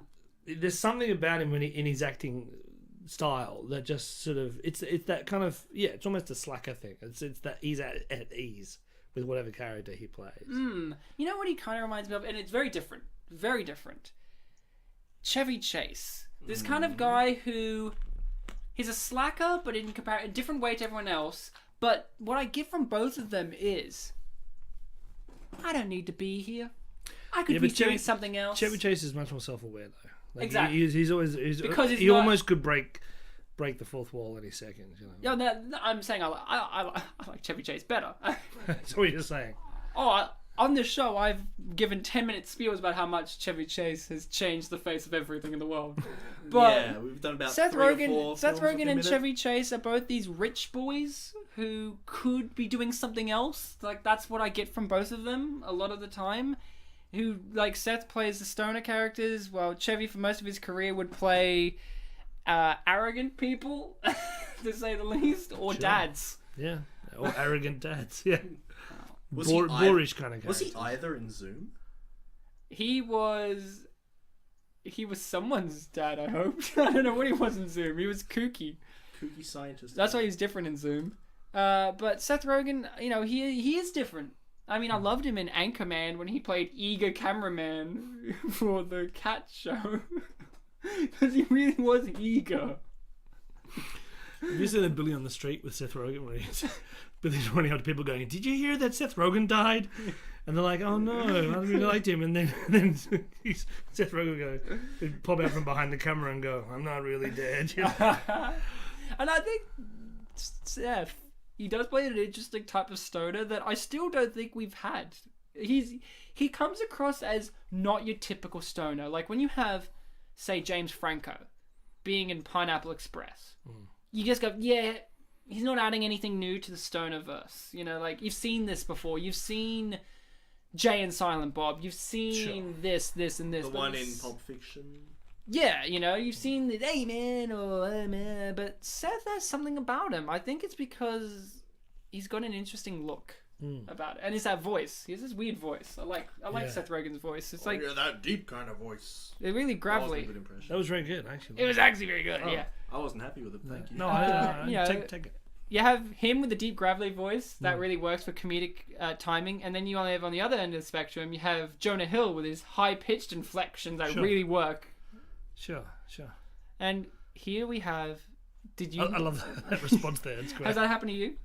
No, that thing. Yeah, where they try and make up you, and you're like, no. no. I generally don't get makeup on for camera. I have pretty. Really, you did underbelly. I'm gonna toot my horn here and say I've got pretty good skin for camera. For camera? Yeah. Not even in underbelly. In underbelly, they didn't do no. In underbelly, it was more about the getting the It was more about Vince. In underbelly, it was more about getting the shots right, the squibs. Were they real squibs? They were real squibs, yeah. Oh man. And they packed a punch. Were they good? I can't remember if I told you this last time, but the very first shot in Underbelly when I get shot was under my belly. So the show's about you. Yeah, essentially, yeah. Well, there you go. Yeah. So when the makeup lady was about to put thing on him and he flinched, was that not a callback to his mum trying to fix his hair? Oh my god, of course. Oh, nice. And the frog and the prince. She's the frog, he's the prince. Right, really? Do they kiss? Yeah. Well, They she did. She do. kissed him before. And then his life's been changed. See? But not much. No, very much. Liam, I'm going to keep going on this line of do you think inquiry, and I don't think the character changes that Well, much. look, I at the end of the disagree. story, he is not a frog, so therefore... That's true. That is Seth true. Rogen could play a frog though. He does look a bit froggish. He does have... You know how certain people remind you of animals? Yeah. Like, you know how Ben Stiller reminds you that you evolved from apes? You know? That's one of my favourite observations that we've made throughout this show. That guy with the glasses there looks a lot like David Cross. He's a poor man's. He's the cheap man's David Cross. No. With the way David Cross's film career has been, this guy's the rich man's David Cross. David Cross is great. Oh yeah, I loved him in Alvin and the Chipmunks. Yeah. You know what? He is actually the best thing in that movie because he just seems like I am David Cross. Well, and I am like Alvin and the Chipmunks. I think when David Cross is hampered by a script, then But he has trouble. But but his own stuff is incredible. If you've His seen own his stuff. Netflix special, it's great. yeah, and missed the show and all David that. Cross was the one that played Kane, right? Yes, in year one. Yeah, new one, yeah. See, there's the thing with those type of people. They can create their own stuff, but I feel no pity for them when they choose the most terrible projects for the most amount of money, and then they still bitch about it. Like, that's why I feel no sympathy for David Cross. He bitches about, like, the artistic worth of acting in something like Arrested Development, and then you know he has enough ability and enough stuff to do his own stuff forever, or do actual good things like Bob Odenkirk proved that you can actually do good things while being in that wheelhouse of a comedic actor.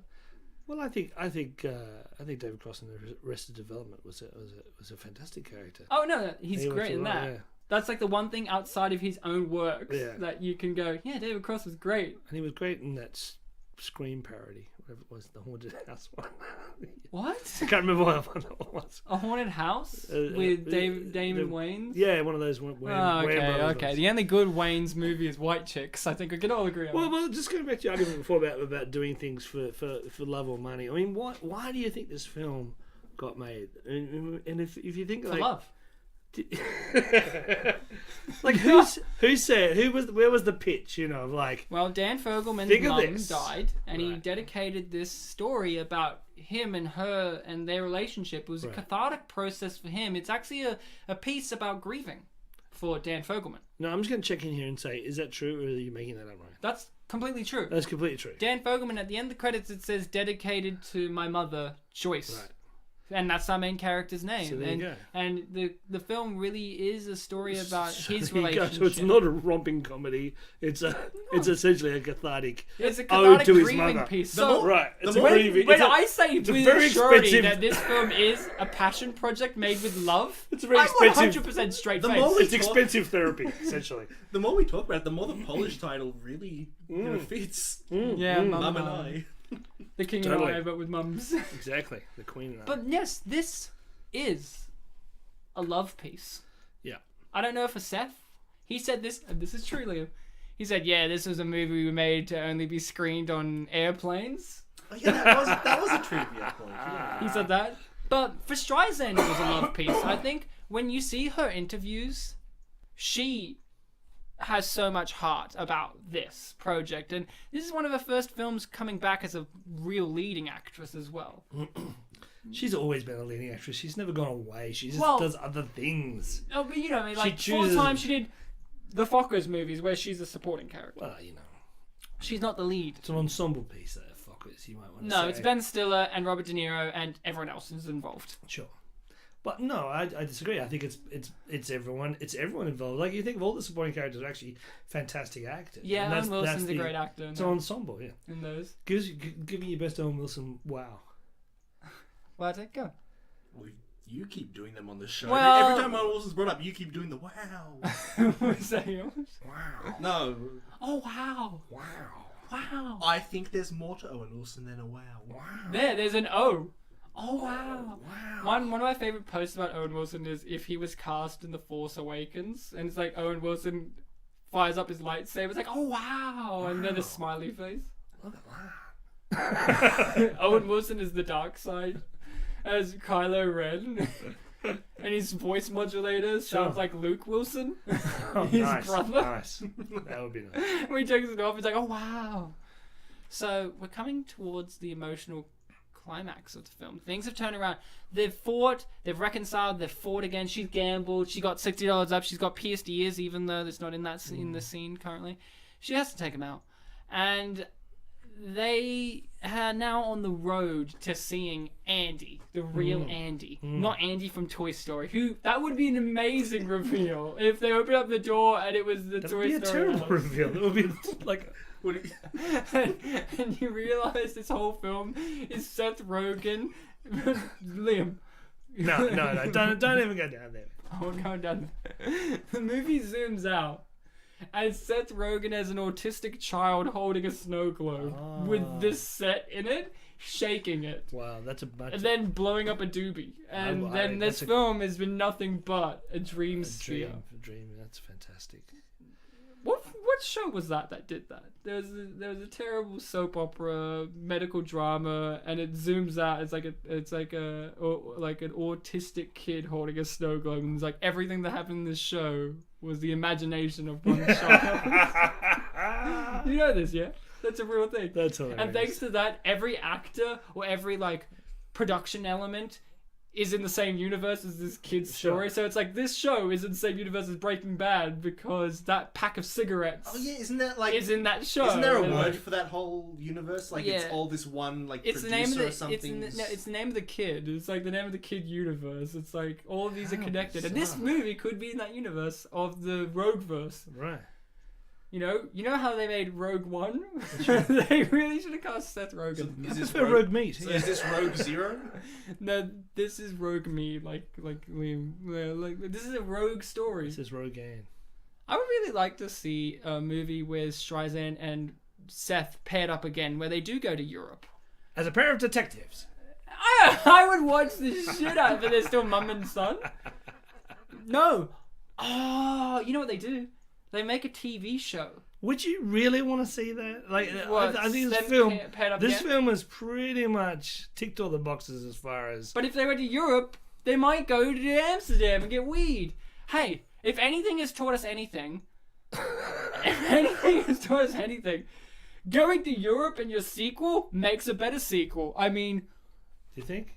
London Has Fallen with Gerard Butler instead of Olympus Has Fallen. Better film. National Lampoon's European Vacation. Great film. It had John Aston in it as a creepy game show host. Sure. Great. There's others that have gone to Europe, I'm pretty sure, Eurotrip. Better than the road trip. These are better. Hey, that had the great song. What was it? By Matt Damon? Oh, the Scotty doesn't know. Scotty doesn't know. That song came from Eurotrip, so Wow.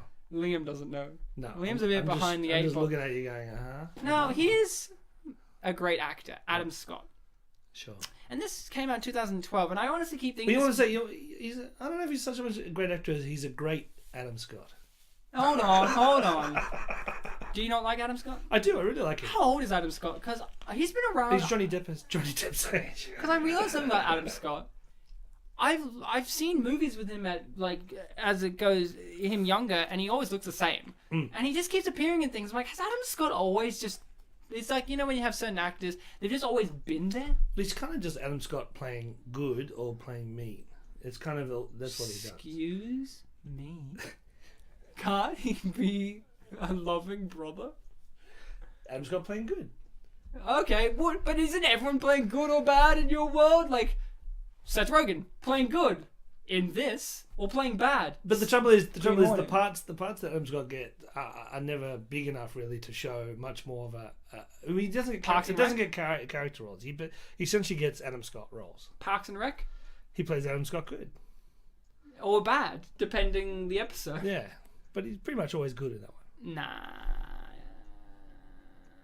But how can anyone be anything in your universe? Because, oh my god, we did a unit at our university called Paradox of the Actor, which is just exactly this point of how can any actor actually act because they are themselves?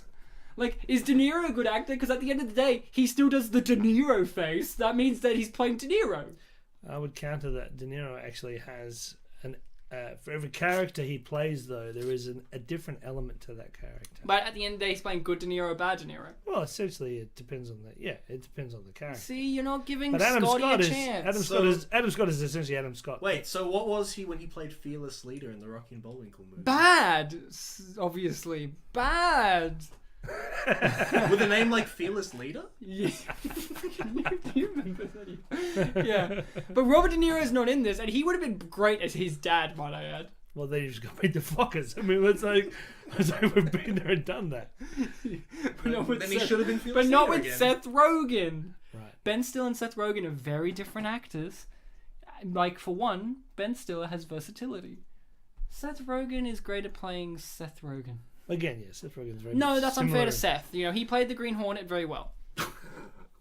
Did you see the Green Hornet? I did not know. Why are you scoffing then? That movie had, not only did it had Edward Furlong in it, but Wow. Christoph Waltz coming off his Oscar win. So Right. get your shit together. Didn't he? Oh yeah, that was the one where Nicolas Cage was going to be. Yeah. Now, if this movie could have had Nicolas Cage, it would have been not as good. Because I think Barbra Streisand does a great job as the mum. Do you think Nicolas Cage would have played the mother? Do you think? Is that what it is? Did you know Nicolas Cage in The Green Hornet demanded to play the villain with a Rastafarian Jamaican accent. Really? Yeah. And don't change any of his character to make him like a Jamaican warlord or anything. Like, he just wanted to have it. In this movie, he would have read it and went, "Me mum now." Sure. That was my Nicolas Cage. "Me mum now." So we are here. Middlesex is coming into poignancy. They don't want to give us subtitles for it on this edition, but they give us subtitles for exhaling and inhaling, but not for Middlesex, because you know why? Copyright.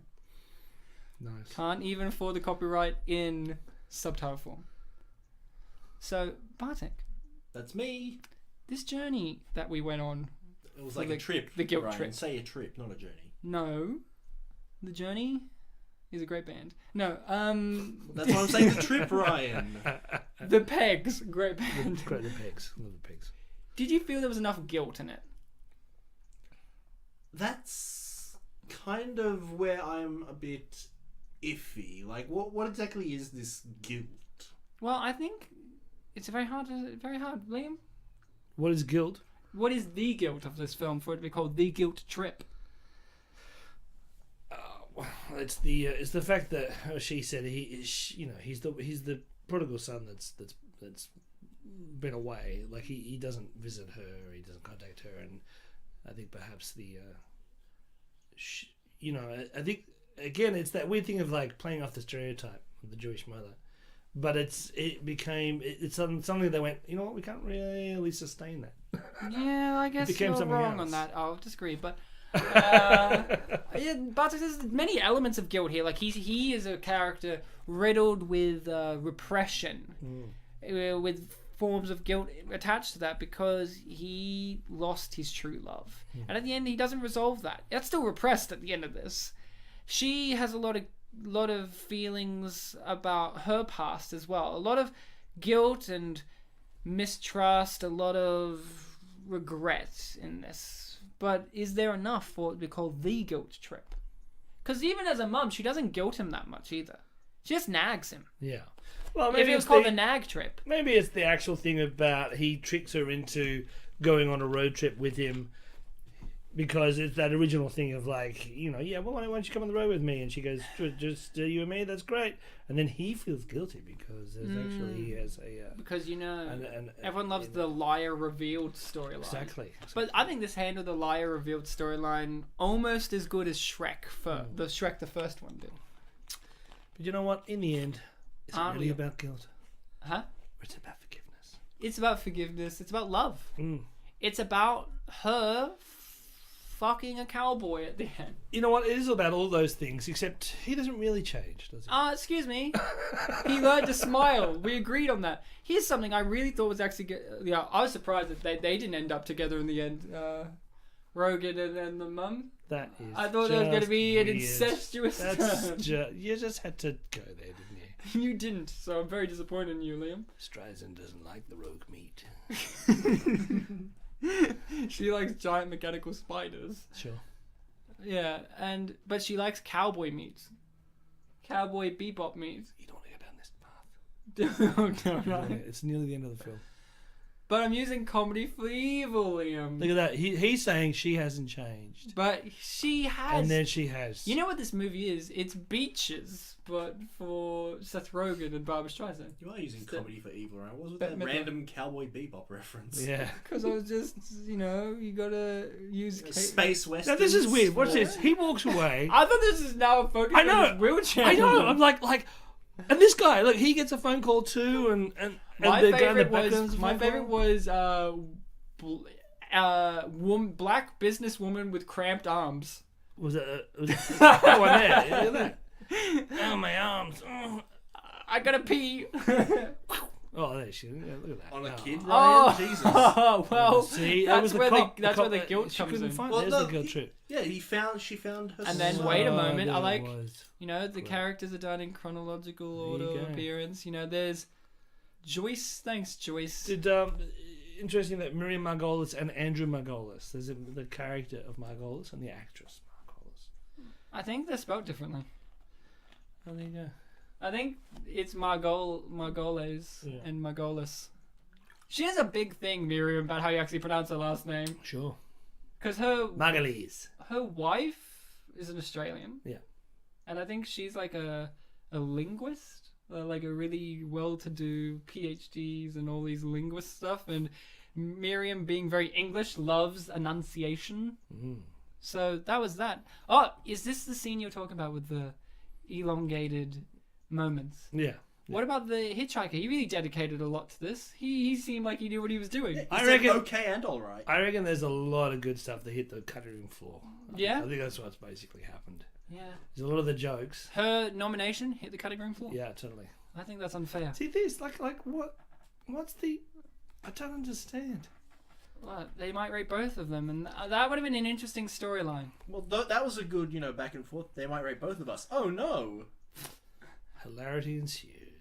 What, you're saying rape can't be funny, Liam? Don't go to that path. What? We've done films that prove that it can. No. Liam, no. No. That's evil comedy? Yeah. Is it? Yep. Where do you draw the line, Liam? On paper, generally. There you go, nailed it. Not in the sand. He has paper these days. So this film had a lot going for it. We're going to get into our reviews and a rating of our choice, Liam. Yeah, you can right. make the rating whatever you feel. Sure. I'm going to go straight off the bat here. Guilt Trip, The Guilt Trip, is a movie from 2012.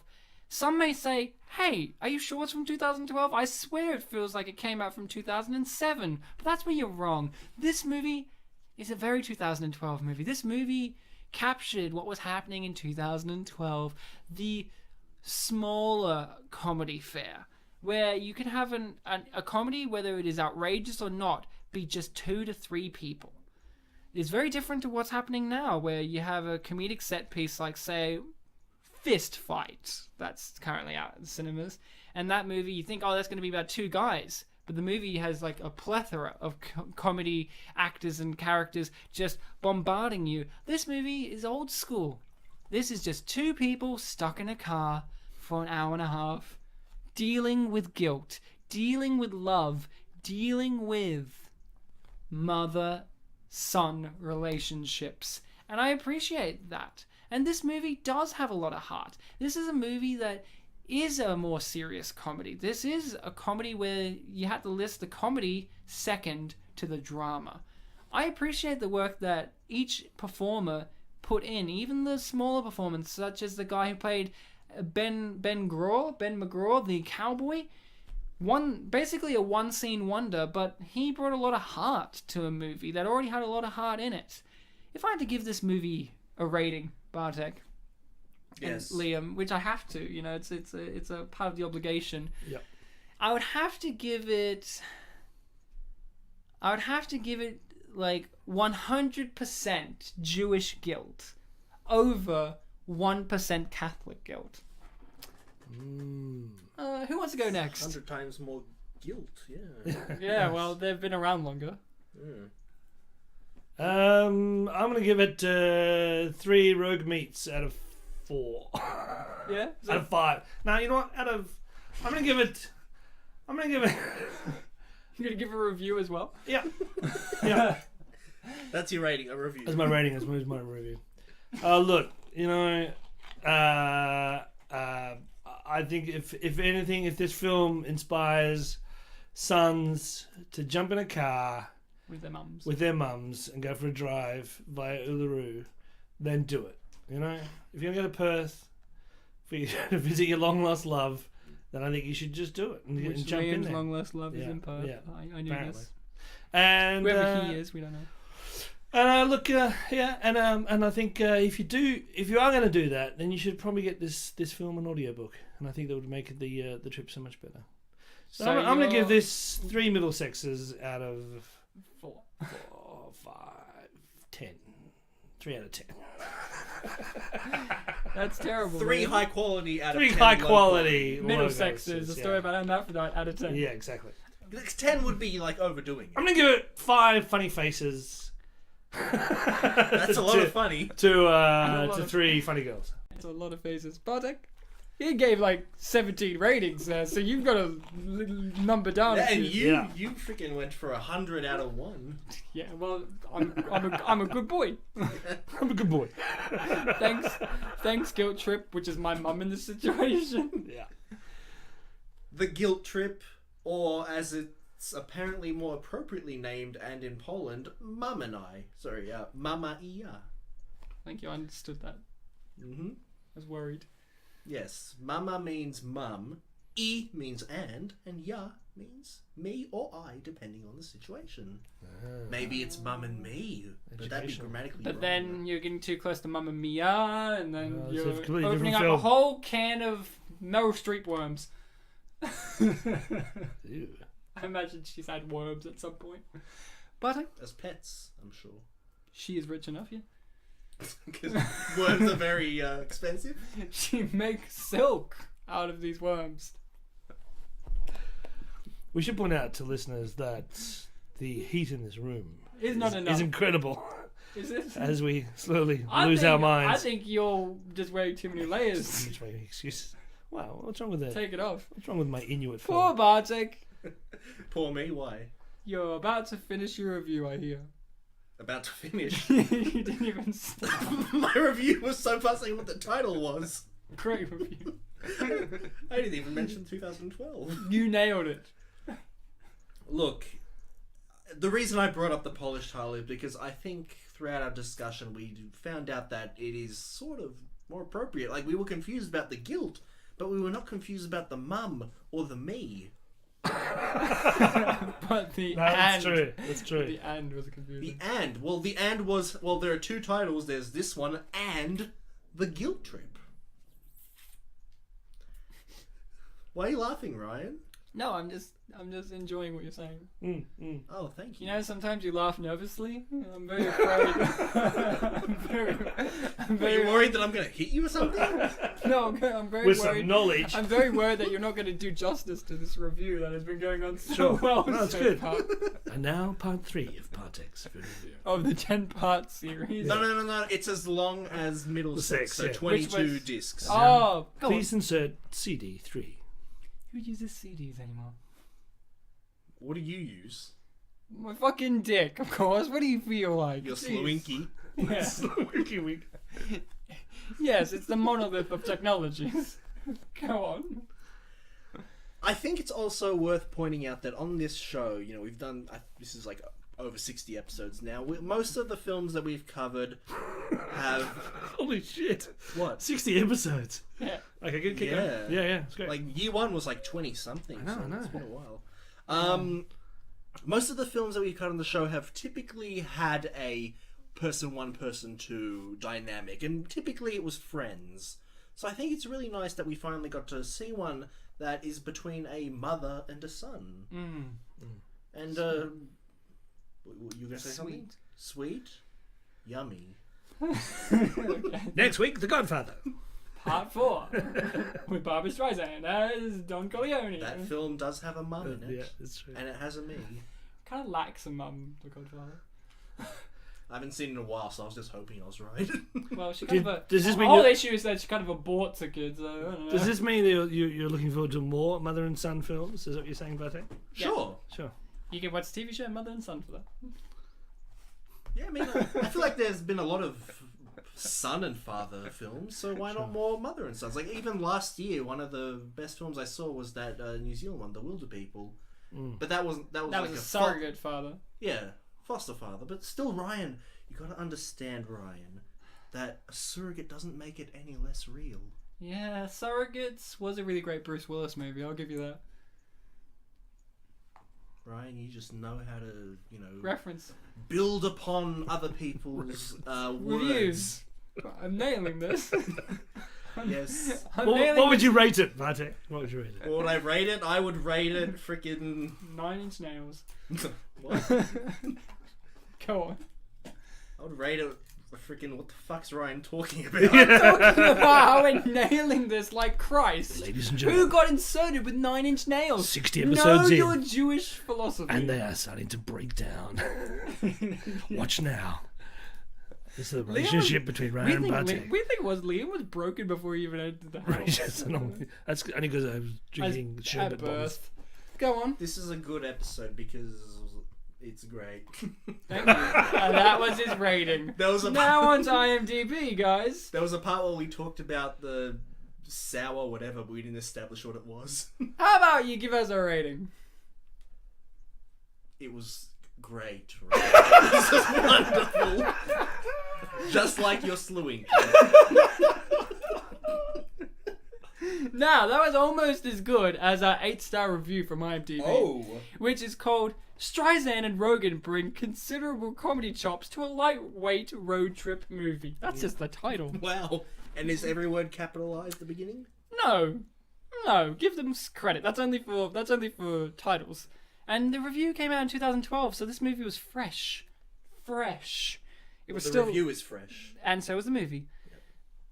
Aside from her near cameo appearances in 2 ensemble comedies, Barbra Streisand has not starred in a movie in 16 long years. Not since 1996's The Mirror Has Two Faces, which she also directed. Her output as an actress has been meager since around 1980, when she started directing films, building houses, and returning to the concert stage periodically. So it was with both great anticipation and some trepidation that I saw this light-hearted 2012 comedy. What a relief to find she hasn't missed a beat in her sharp comedy timing. I think she's terrific as Joyce Brewster, the energetically overbearing mother of Andy, an organic chemical engineer who long ago moved to California and has recently invented a cleaning solution he is pitching to various store chains headquartered across the country. He plans a weekend visit with Joyce in New Jersey, but upon an intriguing discovery about her past, he invites her on an 8-day cross-country road trip with him. Oh, way to ruin it, IMDb. Excuse me. This person's only human. As directed by Anne Fletcher from The Proposal and written by Dan Fogelman, the underrated Crazy Stupid Love, who based his script on his own late mother. The film is about how their two mismatched personalities unsurprisingly clash at every stop as their relationship twists and turns with each new humiliation for Andy and each new revelation for the both of them. A few of them quite poignant. The film is at its comedic best when she and co-star Seth Rogen as Andy volley back and forth with her well-meaning thoughts and antics at odds with his spiky annoyance at everything she says or does. Rogen plays against type as the coiled-up Andy, since his stoner dude personality has been the basis of much of his previous comedy. Here, he needs to show more dramatic gravity, as he did earlier this year in Take This Waltz. Dramatic gravity. I don't know. Oh, that's so heavy. Is that a fat joke about Rogen? That's unfair, William. And again does surprisingly well when necessary. There is a confrontation scene between the two characters that I wish could have gone on a bit longer and deeper than it did, but he manages to bring a real edge to the film in ways I didn't quite expect from him. Of course, there are predictable comedy pieces that also work, like a steak eating contest in Texas where Joyce has to down a 50-ounce piece of beef in an hour to avoid a $100 tab. There's also quite a supporting cast here, but like Streisand movies of yore, the familiar actors contribute moments that amount to nearly bit parts. And then it's like Catherine Najimy and Miriam Margolyes are among Joyce's Weight Watcher friends in a quick dinner scene early in the story, while Adam Scott shows up at the very end of the road trip in San Francisco. In between are appearances from Brett Cullen as a cowboy who becomes smitten with Joyce during the eating contest, and Nora Dunn as the HSN TV host. But that's fine. I love it. But that's fine, since Rogen really lets Streisand dominate the movie all the way, from pushing off potential suitors at a mature singles mixer, to getting into the wrong car at a mini-mart pit stop, to getting drunk in a motel bar, to sharing an innocently ignorant perception of stereotypes. This is only her 19th film since her extraordinary debut, Funny Girl, 44 years ago. Reason enough to enjoy the warm, accomplished performance she gives. And that's the review. You didn't read the last word. Oh, here. There, now that's the review. Warm. It was warm. Warm. That was a long review, Ryan. Unlike YouTube comments. Hey, YouTube has a great. I've got some YouTube comments. Let's read some of them. Go on. Hit me. The first one is actually kind of a review. Oh, good. I'll read the whole thing. I like those. You gotta watch this, even if you're not into comedies. It's Barbra Streisand. No further arguments. So, I think the no further arguments turns it into a review. Yeah, there you go. And the next comment, it's not a response to this one, but it could be, because it is... You can't, because there's no further comments. For the previous No further arguments, right? You can't make comments on that then. Well, not all comments are arguments, On right? YouTube, clearly you haven't But been look, there. you'll understand what I mean, because this comment is, guess I'm watching it tonight then, lol. Yay. Yeah. Nice. And this is clearly from someone who has seen it, because their comment is, this movie is wonderful and touching. It touched them. The next person also saw the film, and it's in all caps. Yay. Classic relates family movie, good! Good. Me like Barbara. Barbara good. Rogen. That was written by Barbara herself. Right. Yeah. Guys. She just can't. And she can't write. just to let you know, there's a comma between movie and good, so there's some good. grammar there too. Movie. That's nice. Good. Movie good. I'm very happy about that. Next person also thought similar things, because they said, nice movie for thinking the relation of a mother with her son, although I don't think that sons are interesting on the love relations of their mothers. Yeah. Thank you. No grammar there, but there's a full stop at the end. Well, I'll be fair. I'm gonna hit you with another review here, Liam. This one is so good. It's okay. It's all right. It's a 3 out of 5. It's called Call Your Mama, and it does have no star. It has no star rating. Okay, what year? 2012. Okay. Hold on to your pants, boys. Call your mama. Mama, don't let your boys grow up to be cowboys. Wow, did they see the same film? What's going on? Or better yet, organic chemists. Oh, nice. So they've already started out with a Devo reference. I'm very proud. In this fun tale, you see Andy Brewster, Seth Rogen, is on a mission to sell his discovered organic cleaning product and find a distributor. In a caring move, he invites his mother, Joyce Brewster, Barbra Streisand, to come along for the 8-day across-country trip. Most movies feature 2 guys or girls on a crazy road trip, but never a mother and son. Freud was right. We all have mother issues, and Andy finally deals with his overbearing mother as he sets out to discover his own identity. This film is fun, touching, and is above the bond between mother and son.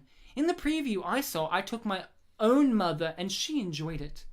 In a special live simulcast with Barbra Streisand and Seth Rogen, they took questions about the road trip. Just the road trip. Okay.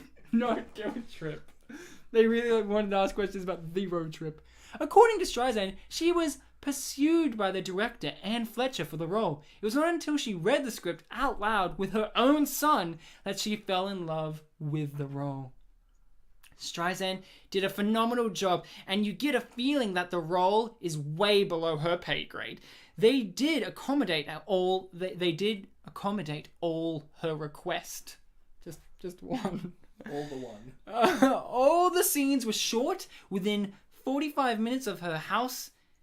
Yeah, all the scenes were shot within 45 minutes of her house in Malibu, California, and she did not even have to drive. According to the pop diva, she has not driven for over a decade. She was also asked if she would ever like to take a road trip with someone, and she said Marlon Brando.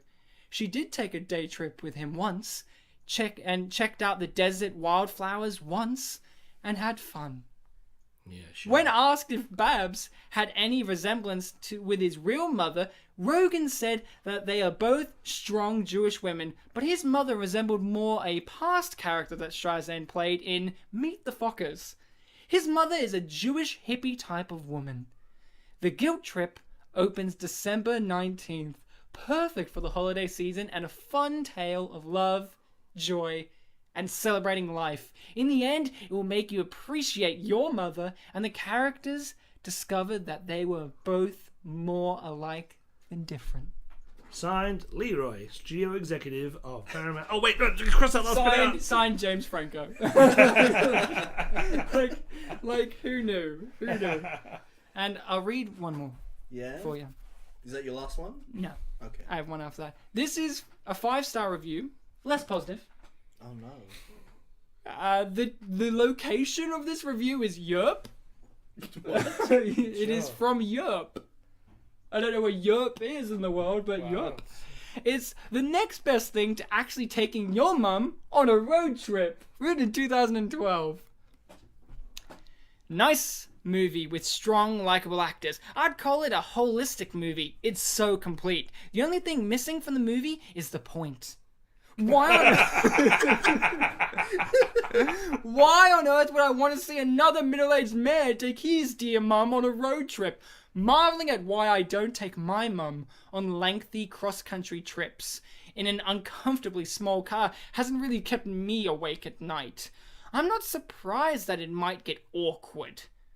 'Cause it's her motherly duty to make me feel awkward. My job is to stay the feck clear of her. That's called son-mum dynamics. Unlike Andy, I did study on the other end of the country to get as far away as possible from my parentals. The quality of the institution had nothing whatsoever to do with it. If I had the choice to either study brain surgery in my mum's basement or to attend the Compton Council College for assistant janitors on the other coast, my job would have been as clear as spring day in the Mohaven. Just, there you go. That's maybe not very nice, but it is healthy. Also, the movie is predictable. When the southern gentleman introduces himself to Joy, we know she won't get to meet her puppy love object in Frisco. And I was waiting all through the movie for Andy to finally drink his cleanser, knowing that this would be presented in the movie as a brilliant selling point, which it isn't. And that's the end of their review. They're Signed not. Seth Rogen. Yeah. Signed Barbara. She would have That said that. person probably didn't think that it was a good movie. But this comment here literally says, a good movie, no much, no less, worth watching, and the ending is overwritten. Overeaten. Eaten, but there's an R at the beginning. It's very similar to Over Will Wheaton, you know. Yeah, right. He must have wrote that. Overeaten. Next person is unfortunately more negative. Should be a career killer for Seth Rogen, but since there's so much schlock out there, he'll get a free pass. This movie was a cinematic abomination. Horribly unfunny, uncomfortable, unwatchable. And Babs, please go back to singing. You've made more bad movies in the last decade than Ed Wood has in his entire career. She hasn't made any movies in the Hasn't made a movie past since- decade. Yeah. Wow. This next person... That was brutal. Do you guys like getting backstabbed? Yeah, it's my favorite stab. Trigger warning, backstabbing. Hashtag backstabbing, yeah. This movie wasn't overwhelmingly awkward. ... Said no one ever. Oh, my back! Ah! Oh, there it is. Yeah. Thank God you prepared me for that. I was. Do you reckon the next one's backstabbing or not? Cast your votes. Oh, I think it's not. I believe that there would be two backstabbers. I'm going to say kidney. It's a kidney stab. Go. Alright. It's a backstab of the lower variety. This movie was a pretty cute movie to watch with my mum on Mother's Day. Oh, thank God. Full stop. That's the end of that comment. Ah, phew, we got through that one without being stabbed. Wow. But the next one, guys, go to spill.com. They will tell you the truth. They're actually really good reviews, actually. Yeah. Spill.com. They're now called Double Toasted. I like them. I went to spill.com. It redirected me to hollywood.com. Yeah, they stopped existing like 4 years ago. Yeah. The rest of the comments are pretty positive. Oh, thank God. Whew. Loved it. Was hilarious in a cute, heartwarming way. Made me want to hug and thank my mum. Deleted scenes shown at credits were funny also. Did this movie make you want to hug your mum? No. Yeah, you don't like your mum enough to hug her, yeah? It would. No, I love my mum and I love to hug her, but this is not a movie that made me want to go jump up and... Made you want to kiss her, though, yeah? On the Where are you cheek. going with this? On the cheek. Did you want to see me Because my mum was.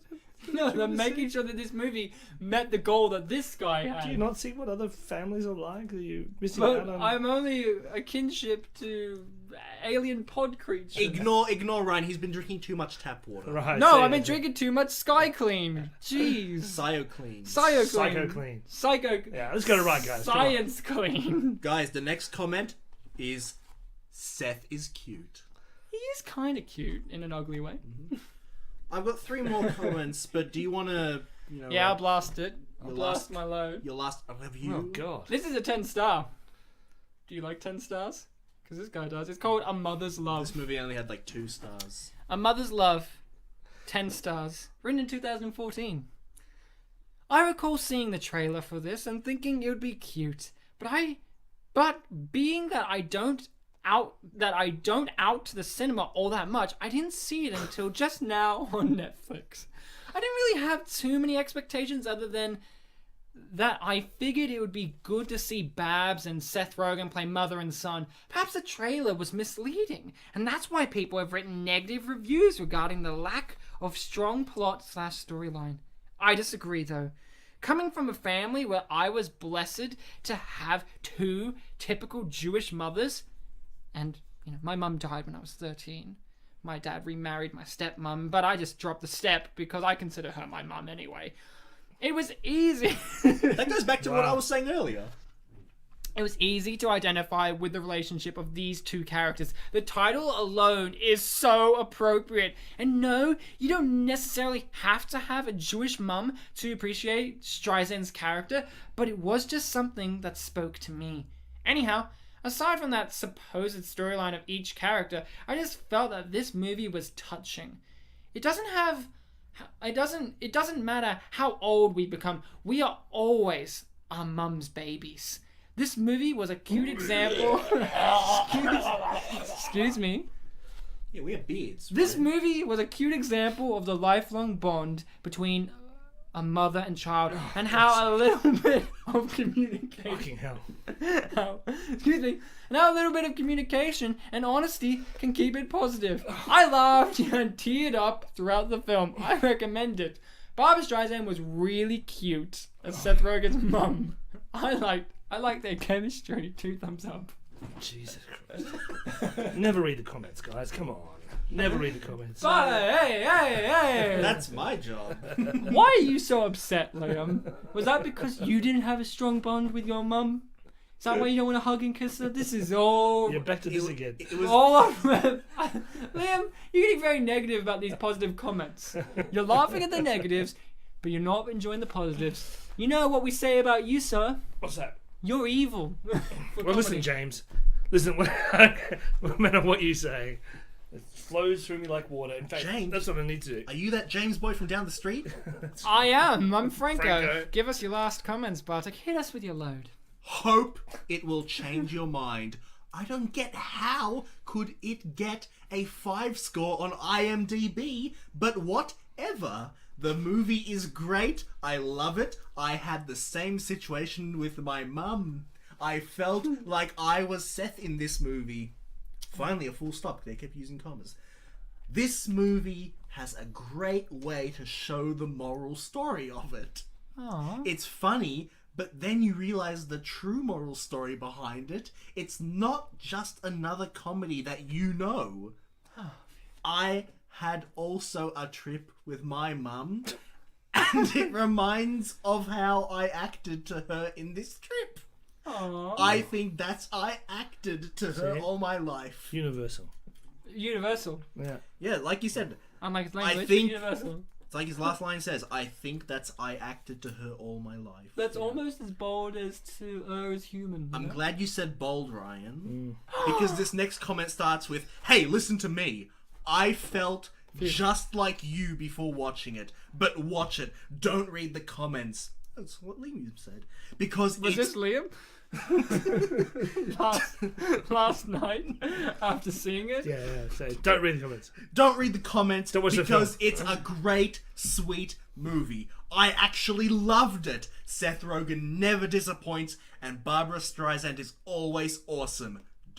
Go and watch it. Smiley face. Oh, I felt like I was going to get backstabbed there. Yeah, right. Phew, they stabbed me just in the heart. And the last one, and just to let you know, in this trailer, I've mentioned throughout our episode that a lot of scenes We're shown. were in the trailer, including like the Grand Canyon scene. Yeah, the what was it? The hitchhikers they rape, and then later on there's a hitchhiker in the back seat. Oh no. Yeah, they end with the hitchhiker in the back seat. Oh. But anyway, the comment is, don't let other people's comments judge what you watch. Just watch the trailer and decide for yourself. It's opinion. And this isn't a response, but the same commenter made another comment immediately after. And this is what we ended on. Catch your breath. Oh, this is the biggest drawn out thing ever. There was a Hispanic at the end. That's it? That's it? That's what they finished with. Yeah, there was a Hispanic at the end. Right. Thank you. Wow. You guys out there have been amazing, wonderful, superfluously great listening people. It is always a pleasure to be talking about such great films, you know? Films that need to be discussed. And Liam, it was such a pleasure to have you on. It has been so long since we had you on for the show, and I felt like you had fermented long enough for you to now be opened on the world and the fizzy ears of the eardrums of people. Thank you. People needed to hear that booming voice of weariness. Oh, thanks very much. No problem. What's the deal with Liam's voice? What's the deal with Jerry Show? Guys, what are you doing? I didn't know Robert was in this from Everyone's Raymond. Brad Garrett. So, Bartek, always wonderful to have you on as the co-host and me as the co-host. Well, we're both hosts. We've proven time and time again in this show that we're on the same wavelength, meaning we're the same person. Hence, we get a guest on, like Liam, who's on a different wavelength, where he's like, no, people didn't change in this movie. And I say, yeah, they did. We've already established that you're one person. We are Bartek. We are Australia, yeah. My response to what you just said, Ryan, thanks. Nice. Thank you. There it is. If you guys want to help us out, well, you know, you can if you want. You don't have to. You know, it's not up to me. It's up to you if you want. I mean, you could give us a little written review on iTunes or rating. You can follow us on YouTube and Facebook. It's all on the Spin Polish Presents. Yeah, you could run into a newsroom and say, hey, forget about that, spit and polish. Yeah, put that paper down. Spin Polish have just come out with a new episode. Oh my god, who's on it? Don't worry about Trump, you can guess what he's doing. What's it about? The guilt trip. Oh wow, who's on it? I Liam. listen to Spit and Polish. There's a Hispanic at the end. Yeah, of the trailer, the movie, but just to let you know, that's a disclaimer. You guys have been great, as always. Remember to be kind to each other. Kind of what? To each other. Oh, I see. No, just to be kind of each other. Be kind of each other. Be kind. It's about expanding your to each other. character. Sure. Be yourself, but then be kind of Liam, kind of Ryan, kind of Bartek, kind of Barbra Streisand. But not Seth. And kind of a Hispanic at the end. Don't laugh, I'm giving you a serious message. Remember, folks, remember to always be the Hispanic at the end. Yes. If you can hear over the music playing right now. That's meta.